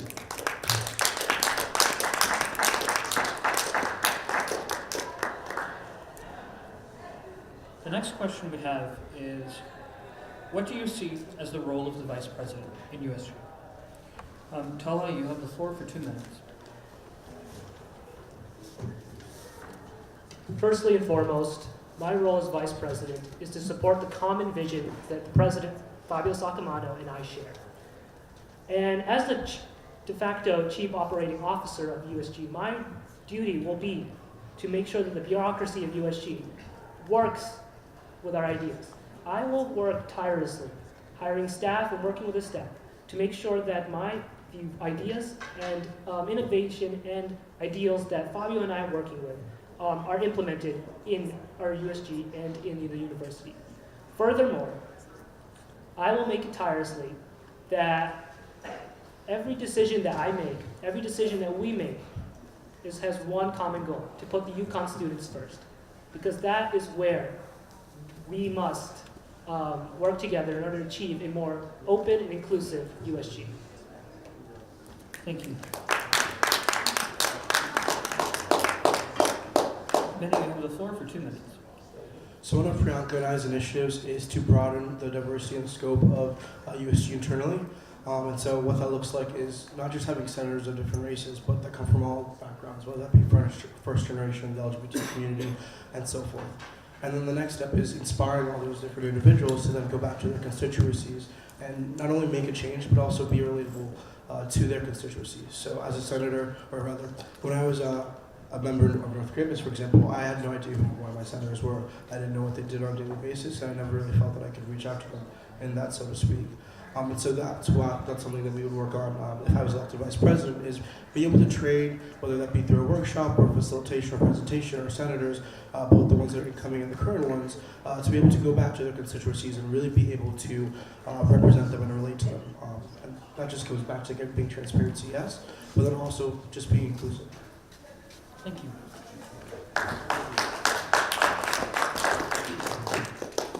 Matt, you have the floor for 2 minutes. Thank you very much. A lot of people envision the vice presidency as a symbolic position, but I don't really have the same ideas. I want to be a more active VP. While I will work tirelessly on the internal affairs issues and work with all my senators, all the committee members, every asset of USG, I still envision more than that. I want to continue our conversations that Dylan, Ethan, and I have been having with the Secretary of State's office to promote civic engagement by putting a polling place on campus. While Mansfield's town hall is not that far away, if it's rainy or you don't have a car, you might not get there. Rain shouldn't be a reason you don't vote. Let's get a polling place in Yukon. Let's get it in Gamble or the Union. Why not? I also want to work with Reslight to equally enforce marijuana and alcohol violations. It's time Yukon and Connecticut as a whole get with the times of the rest of the country and actually work to develop a situation where you don't get arrested or you don't have a police officer show up at your door for smoking a little bit of weed. I think that's very outdated. 10 states already legalized it. It's undoubtable that Connecticut will legalize it by the end of the summer. I guarantee it. I hope you share that vision with me. Thank you very much, Mr. Chief Justice. Thank you.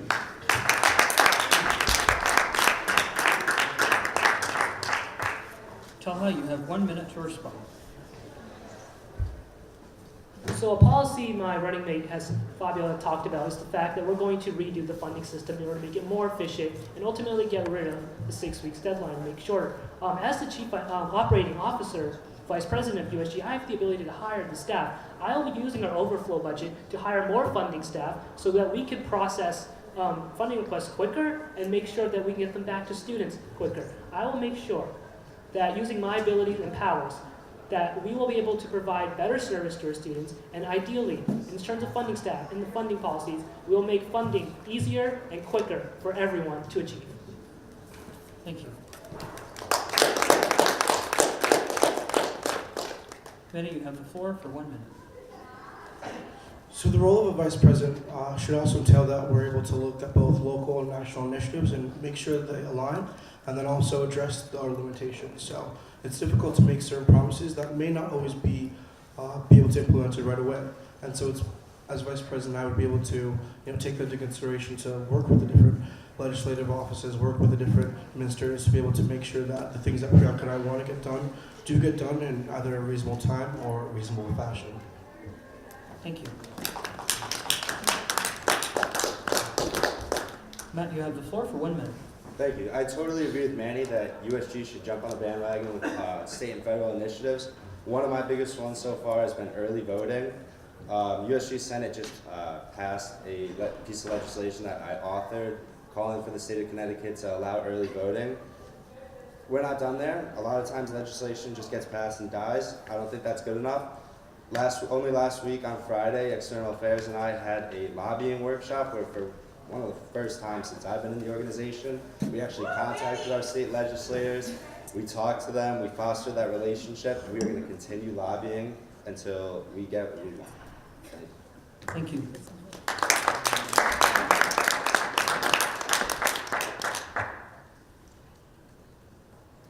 USG has recently had a problem with retention of its members. How will you work to remedy this?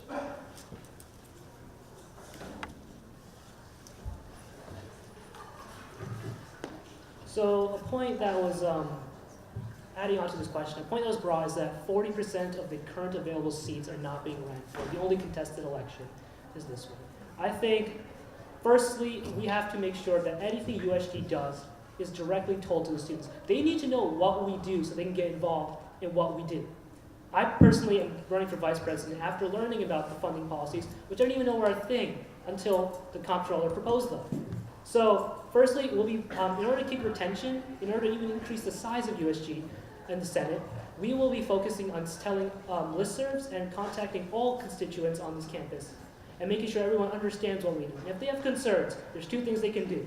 They can reach out to their senators, or they can run for a position, and they can help fill this and grow the Senate and USG.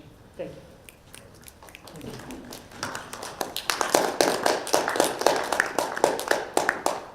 Manny, you have the floor for 2 minutes.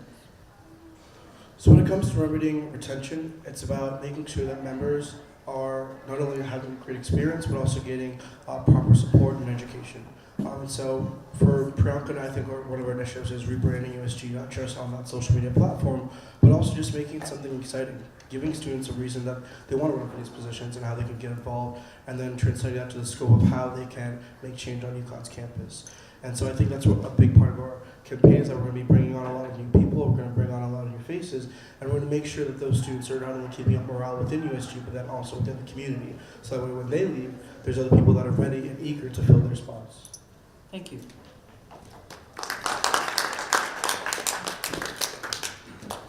Matt, you have the floor for 2 minutes. Thank you. So before you can tackle the retention issue, you kind of have to tackle the recruitment issue. Like we said, we have a lot of open seats, and we have a lot more space in our committees for more people. To recruit, well, we've already done that a little bit. Dylan, Ethan, and I have worked to recruit almost 20 other senators. This semester alone, I've recruited like 5 or 6 other people to join external. Those aren't numbers I'm bragging about. Those are numbers I'm telling you because I'm not done yet. No matter win or lose, we are going to recruit more senators regardless, and I am so excited for that. As for retention, I want to make the e-board more welcoming. I want e-board to be something where senators come, senators voice their opinions, senators give us their critiques, because you only learn from people that are critiquing you. You just have a bunch of yes men around you, you're not really getting anywhere. I also want to show my face as much as possible to the senators, to the committee members, to anyone who's thinking about joining USG. If there's a town hall for people that are like, hey, maybe I want to join this organization, I want to be there. I want to tell them why they should join it, because it is an amazing organization that I think a lot of people deserve to be in. Thank you. Thank you.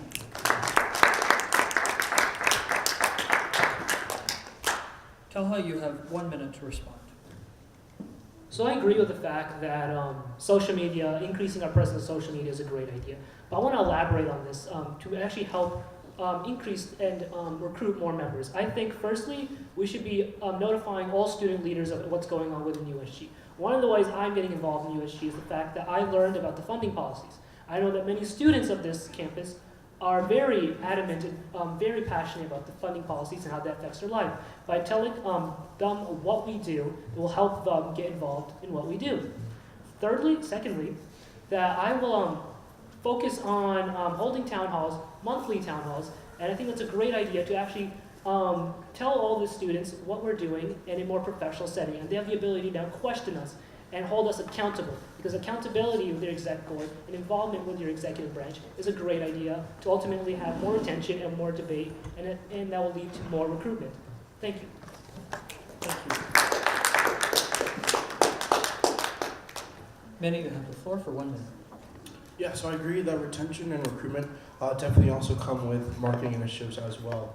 And so when rebranding USG, you need to think about the perception that students have already, and then also think about what that means in terms of their involvement. Because if people only see USG as funding, then all these kids are going to do is, well, I don't want to be in charge of the group that is very controversial with funding.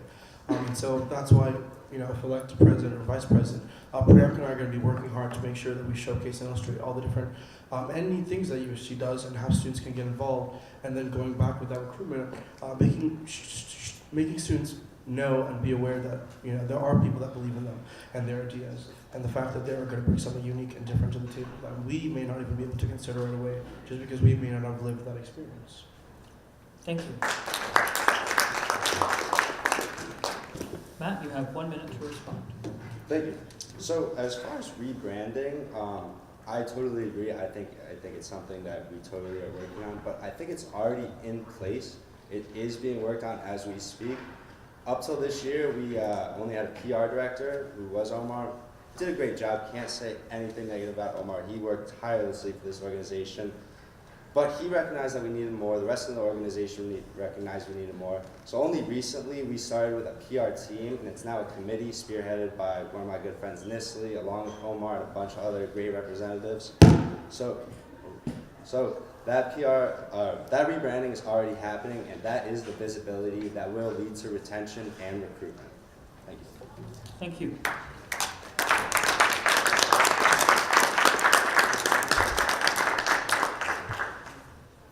The Vice President is responsible for staff members, including hiring decisions.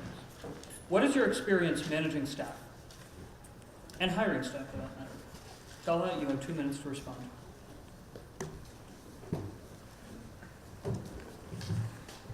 So, firstly, as the Chief Financial Officer of Travel Modeling Land, I focus on hiring staff underneath me, one of them being the auxiliary treasurer. And as someone who served as an auxiliary treasurer, I focus on really looking at what qualities I need to ultimately support me, but ultimately criticize me.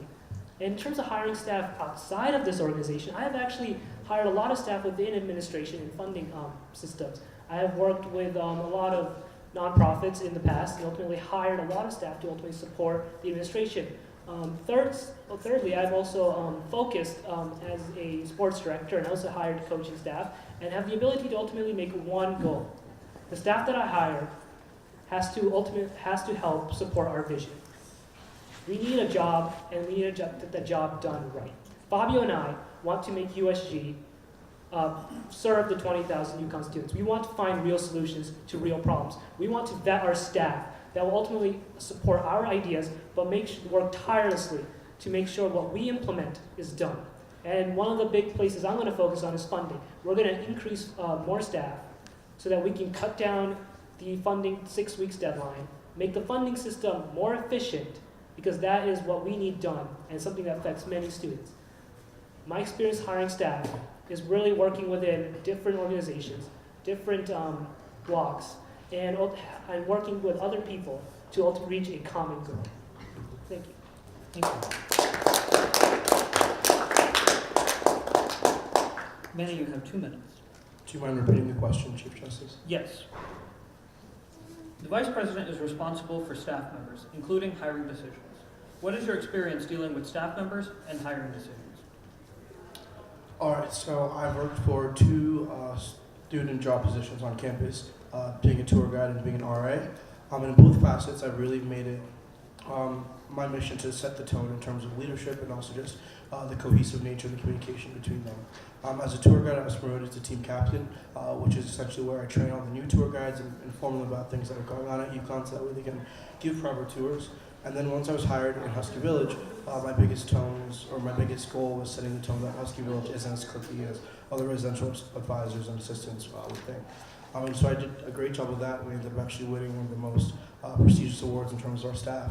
And so, kind of answer the question in a more quick manner, you don't necessarily need to be a manager to be able to understand how a staff works. You need to be able to meet the staff where they are at, and then also be able to express your ideas and your concerns, so that way people are willing to be a cohesive unit and work together in order to then make the whole process, whether it be increasing funding or other positions or other duties that the staff requires, to get done. Thank you. Matt, you have 2 minutes to respond. Thank you. So I think I would be well suited to work with and manage USG staff because I know them. I have been working with them. It is rare for a day to go by where I'm not stopping in for at least a few minutes in the USG office. And every day there's staff members in there. You talk to them, you converse with them. You quickly learn what they do and what their different jobs are, and they're not easy. So I'm excited to work with them. Outside of USG, I do have some experience though. I worked at a summer camp. I'll now be going into my 5th year, which I would say is a quarter of my life because it makes it sound better. But for the past 2 years, I was promoted to a senior counselor. And what that means is I was giving input on all hiring decisions. I would go through all resumes and I would sit on pretty much, I'd say about half the interviews that were held. And then from there, once the new hirees came in, they would start their training, which I would oversee, and then I would observe how the newer employees were doing, and ultimately report up to my superiors. And I feel like I could really use these values to make the proper decisions to better the university and USG staff as a whole. Thank you.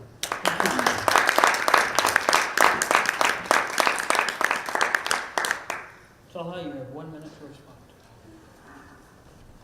So, as I said before, I work with a Tier 2 organization. I serve our members. Secondly, I work for a multinational organization, and I have a lot of contact with a lot of staff, and my supervisors, the managers, and staff below me. As I said, is that in order to hire staff, you need to understand what our goals are, but we also want to understand what theirs are.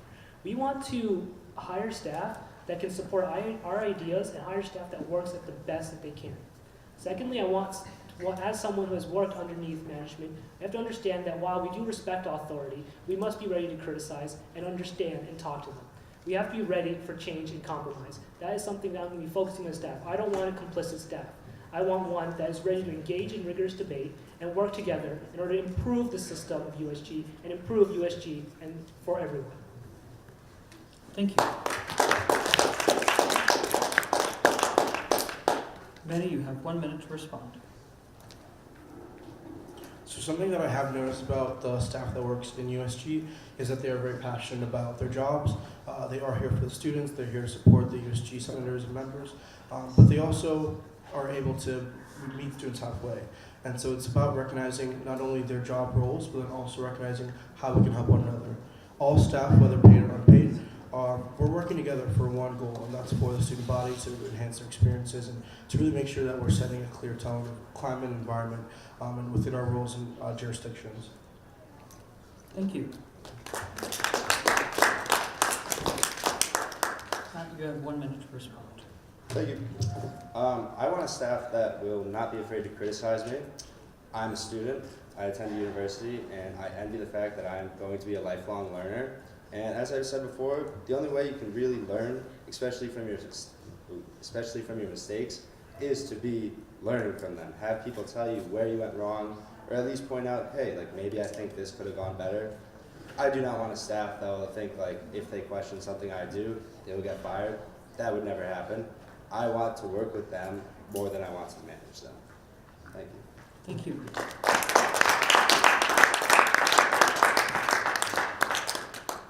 Finally, what are the first 3 initiatives that you will work on as Vice President? Toha, you have 2 minutes to respond.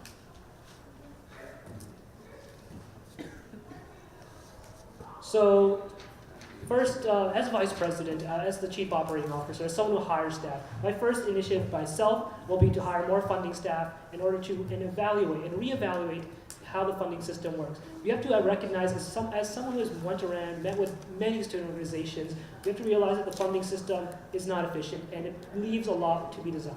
So I'm going to be focusing on reinvestigating the funding system, hiring more staff in order to make a more efficient system. Secondly, I'm going to support the vision of Fabio Sacamano. I'm going to support the idea that USG has the ability to get us a $100 million new rec center. I would think we have the ability to get us a new parking lot. If USG has the ability to lobby the administration, we should be using it. And I'm going to support Fabio in everything he can do. Thirdly, I'm going to work with Fabio to expand our outreach and inclusivity. We're going to focus on creating this new executive committee that will ultimately allow us to bring in more voices, more different voices from different backgrounds into the Senate and make sure that they are involved in the legislative process and the senators of USG listen to them.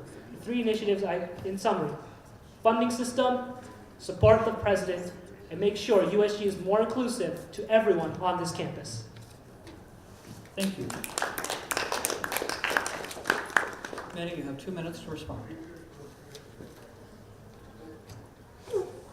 All right, so if elected vice president, I think one of my first roles when USG would be to start working on those town halls, because I think it's really important that we really start to get the student voice when it comes to issues such as mental health. I think that was a really big thing for me when I was coming through my sophomore year, is that I was going through a lot. And so one of the resources I looked to was the Dean of Students. And so just being able to express those students during those town halls is that these are the support systems that are here for you. Another initiative is going to be within USG itself, just redefining the job structures and the roles of our different positions. That way it's clear cut on who is there to be able to ask for help and how we can support each other and really supplement our experiences. And then the third initiative, I think, is diversity, first and foremost. So diversity is definitely a big thing for me. Being a foreign-born student, I was one of the first, well, I am the oldest in my family to go to a four-year institution. And so from that, I acknowledge that how you experience UConn can be vastly different from, whether you're foreign-born, whether you're an immigrant, whether you're LGBTQ, whether you're a person of color, whether you're a woman. And so it's really going to be able to acknowledge those diverse needs, and how we can really enhance our students' experiences and make sure that they don't feel alone on a college campus of 20,000 students, but really do feel that we are, one UConn nation. Thank you. You have 2 minutes to respond. Thank you. The first initiative I would like to see go through is more civic engagement. I think civic engagement should be the utmost priority for any student government. With that being said, like I said before, I want to get a polling place on campus. Students should not have to leave campus to vote. There are, at any given day, 60,000 people on campus. That's bigger than a lot of towns in Connecticut. Every town in Connecticut has a polling place. Therefore, UConn should have a polling place. Second, I want to work with ResLife to better the equal enforcement of alcohol and marijuana violations. In their rule book, they are supposed to be equally enforced. Just because alcohol violations happen more often does not mean they should be treated in a more relaxed way. If you're going to make them both relaxed, make them both relaxed. If you're going to make them both strict, make them both strict. Be transparent with the students. If we're being transparent with you, that's how I think. 3, I don't want to be afraid to mobilize the university. If we don't like something, I want to jump on the bandwagon. I want to rally. I want to engage in peaceful protest. I want to do all these things that you saw universities do back in the day to get what they wanted and get what they thought they deserved. Thank you.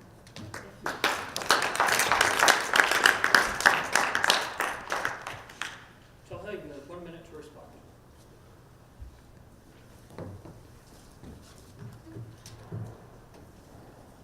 Like I said before, the initiatives that Fabio and I are working towards have one common theme: finding real solutions to real problems. Parking is something that we're facing, and I want to make sure that when we work together, we're going to make sure that the university meets students' basic needs.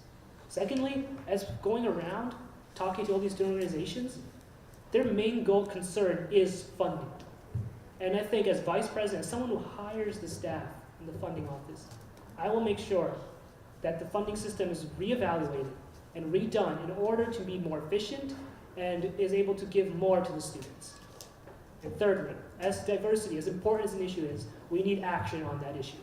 And this is why we're creating the Senate Committee, this 10 ex officio senators that serve an executive committee. That means that the Senate has to be directly responsible to these different people. And we're focusing on creating this executive committee that from different cultural centers, from different student associations in order to increase diversity. We need to hold our legislative branch accountable to all different people of this campus. And that is a vision and that I'm supporting of Fabio's, and this is something I'm going to work tirelessly with the president, Fabio Sacamano, to deal with. Thanks.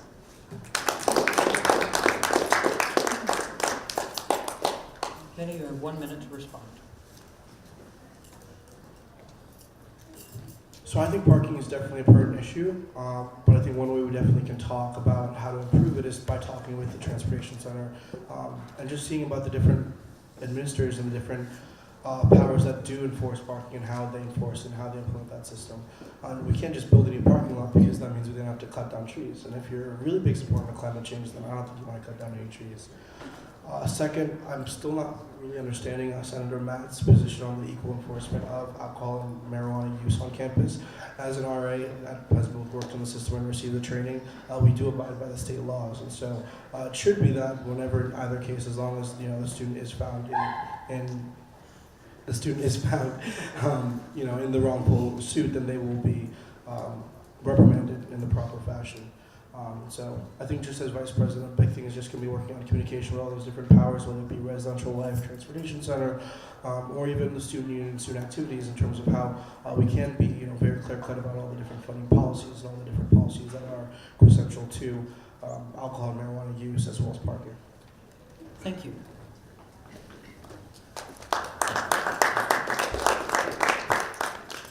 Matt, you have 1 minute to respond.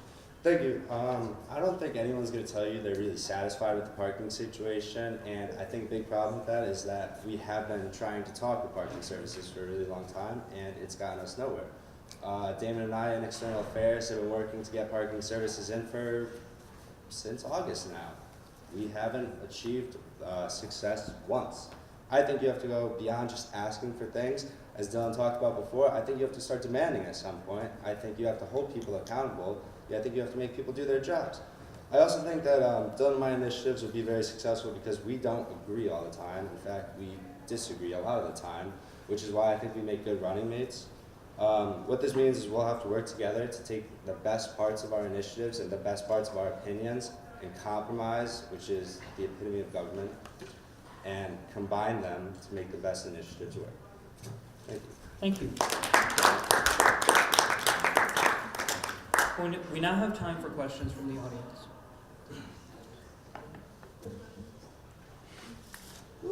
Seeing none. Oh, there we go. We have one. Hello, my name's Caitlin. I had a question about your relationships with your running mates. So you're all running by your respective president's side as a team and a partnership. So how does each of your relationships with your president make you more capable to work together and mobilize the student government than your opponents? Thank you, Caitlin, for your question. Talha, you have the first opportunity to answer. You have 2 minutes.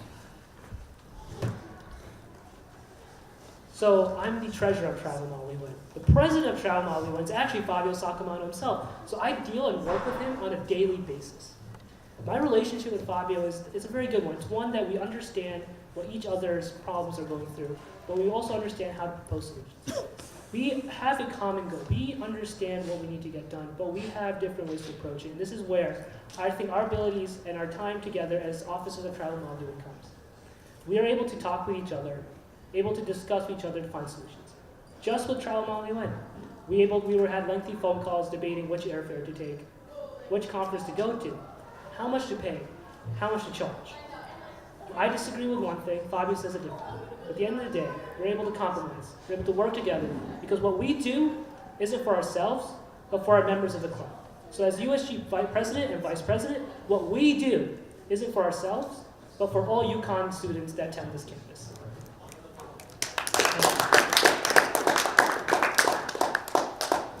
Manny, you have 2 minutes.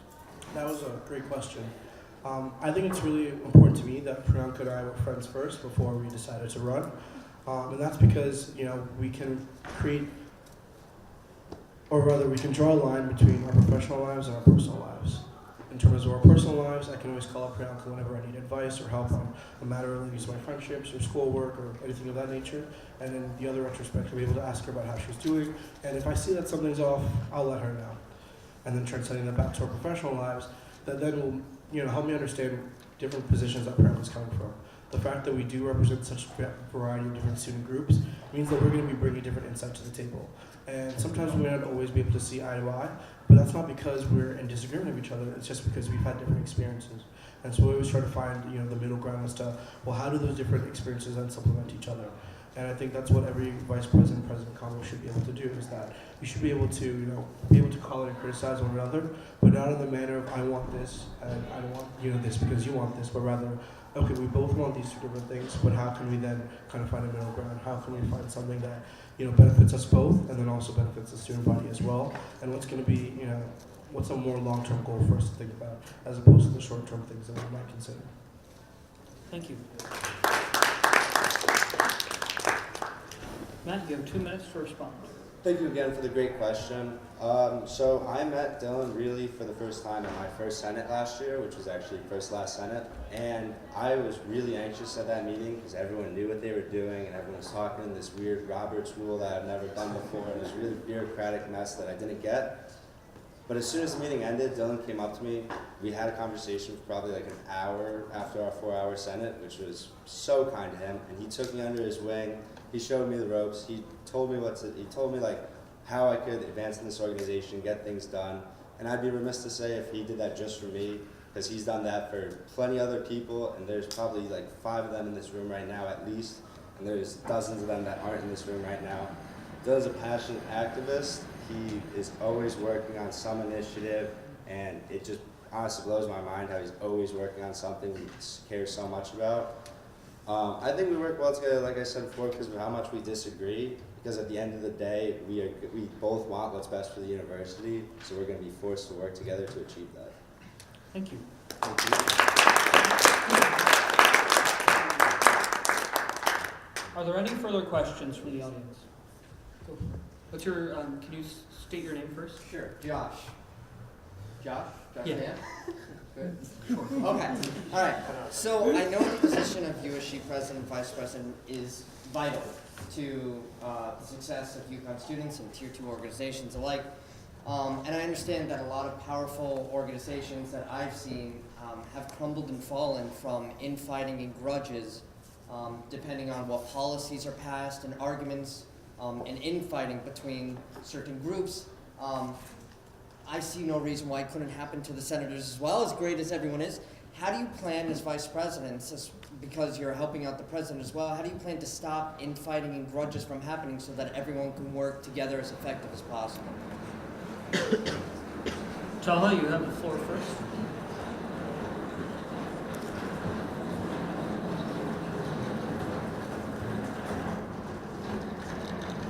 So that's a great question about infighting. Like I said before, what the president and I do isn't for ourselves, it's for the UConn student. And we need to recognize and make the Senate recognize that the decisions that they do is not for their own personal mission, but to actually help and serve the UConn students. Many times infighting really happens, as I've seen before, due to a lot of unchecked ambition, a lot of unchecked selfishness.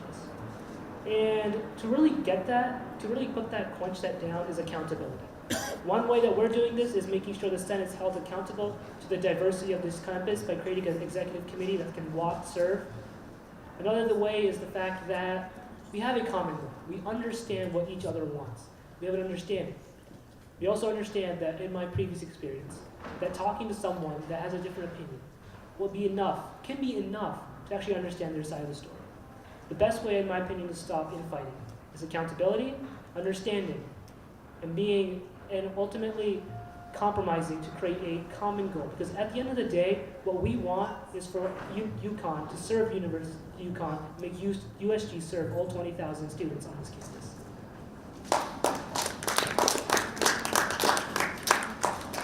Thank you. Manny, you have the floor for 2 minutes. So I think that one way we could stop that infighting is just remind our senators that they are here for the students first. I think Tala made a great point that sometimes personal ambitions and personal interests do kind of take flight. But that being said, you have to remind the individuals the first reasons why they stepped into the door, and that's because they want to make a real change. And so you always have to remind them that the reason why we may disagree on some of the things that we talk about and discuss is because we just care so much, that we really bring a certain energy and passion to the table. And when you're working with a variety of different individuals, it can be very difficult to see eye to eye. And so I think one way that I will do that is just by making sure and keeping everyone in check. And that's not to say that I'm going to keep them a slap on the wrist, but just reminding them, hey, sometimes you need to take a breather, cool down, and then take an introspective look, and then go take an outside look as well. Because that's really what starts making an individual more genuine and more empathetic, is when you're able to look within yourself, but also be able to look at yourself from the outside and see how are my actions affecting myself and those around me, and then in turn the actions and the ways that I influence the student body. Thank you. Matt, you have 2 minutes to respond. Thank you. That was another great question. So one of the first things I learned at USG in any debate is that you are to debate content only and never character. And that is something that I know Dylan, our wonderful Senate leadership, and our Chief Justice, whoever it may be, will continue to work with me to enforce that and take nothing less. A character argument is a fallacy and it is disrespectful and has no place in USG. I don't see that USG will ever come to that. I believe that will severely limit infighting. Another way to limit infighting would be for me to continue to foster and better the relationships within the people in the organization that I've already met. I believe that just having that face-to-face and like those conversations with people, and even if it's not friendship, just professional respect with people, it goes just such a long way in limiting infighting. And so far in USG, infighting hasn't crumbled our foundation, and I guarantee that won't happen in our administration either. Thank you. Oh, if they're not elected. Gotcha. My bad, misheard. Yeah. Okay, that's a really interesting question. Yeah. Would the Chief Justice be amenable to letting all 6 respond to this question? In the interest of time, I would be... Yeah, this is the vice presidential debate, so we're going to only have the vice presidential candidates respond. Talha, you're up first. You have 2 minutes.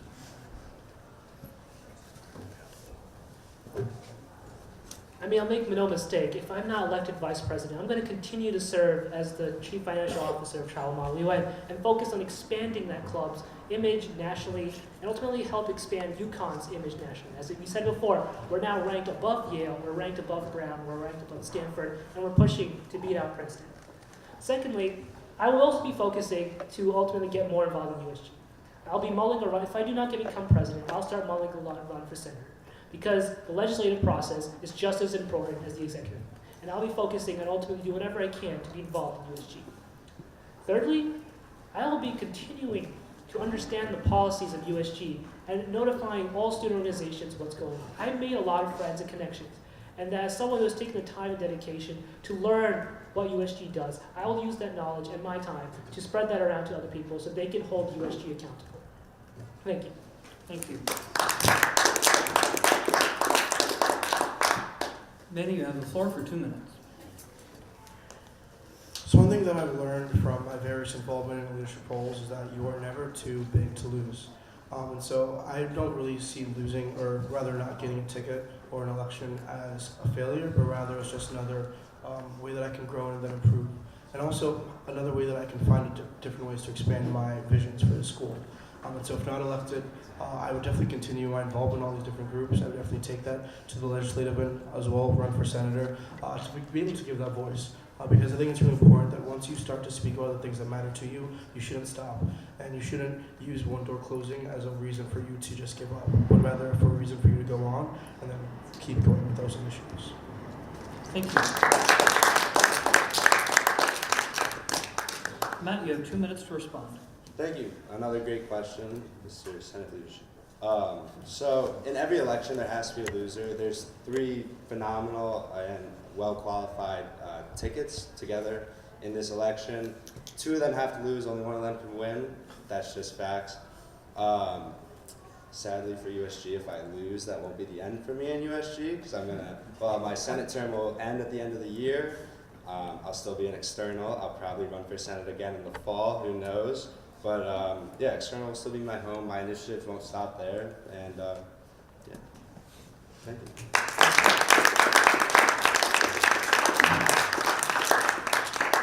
Mr. Reynolds, you had a question as well. Do you still have it? Or, I'm sorry, Mr. What? Mr. Douglas. Douglas. Yeah. Sorry. First name is Damani. So USG follows a committee structure.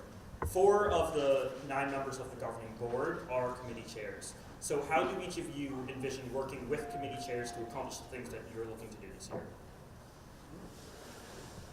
Talha, you're up first. You're up first. You can't speak today. It's been too long. I mean, the first thing that as president, vice president, we should do with our committee members is take their input. They are working tirelessly with different legislators, different members in order to bring new initiatives to the Senate, and their input is so valuable and so important that as a vice president, I should be taking the time. I will take the time to listen to them and address their concerns. And ultimately, if the time comes, if the ideas comes, help them push their initiatives forward and push them to the Senate. The committee members are so important.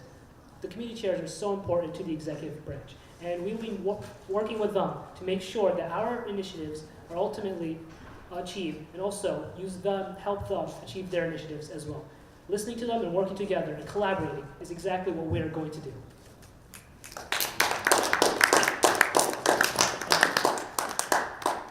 Manny, you have 2 minutes to respond. I think that when it comes to the committee chairs, it's really looking at what they're currently doing now, considering how they can improve upon those different initiatives, and then also trying to add some new insight and give them suggestions on how they can then take that a step further and really think outside the box. I think our committee chairs are very special because they do have different roles in the way that they serve the community, and so it really is about seeing where we can go forward, how can we expand that, and how we can even make it better than it is already. Thank you. Matt, you have 2 minutes to respond. Thank you. Right now, I know a lot of our committee chairs. I have a really good working relationship with many of them. Obviously, I guarantee that'll continue to happen, and I know that every single one of them works their butts off for their committee. It puts in hours of stress every week to prep and plan, and Damani is a committee chair, as he knows, so he knows what I'm talking about. But for them, I want to be as available as possible because they do put in all that work. They deserve that the entire executive branch is behind them. Even if we don't agree with all their initiatives, at least come to the table to talk with them. And if it has enough votes in the Senate and everyone seems to be on board, then work with them and see how we can implement that in a compromising way and just make sure all the committees achieve their goals. Thank you. we're gonna go ahead and call that the end of the vice presidential debate. This concludes our kind of scheduled programming for this evening. Thank you for attending. We really appreciate it.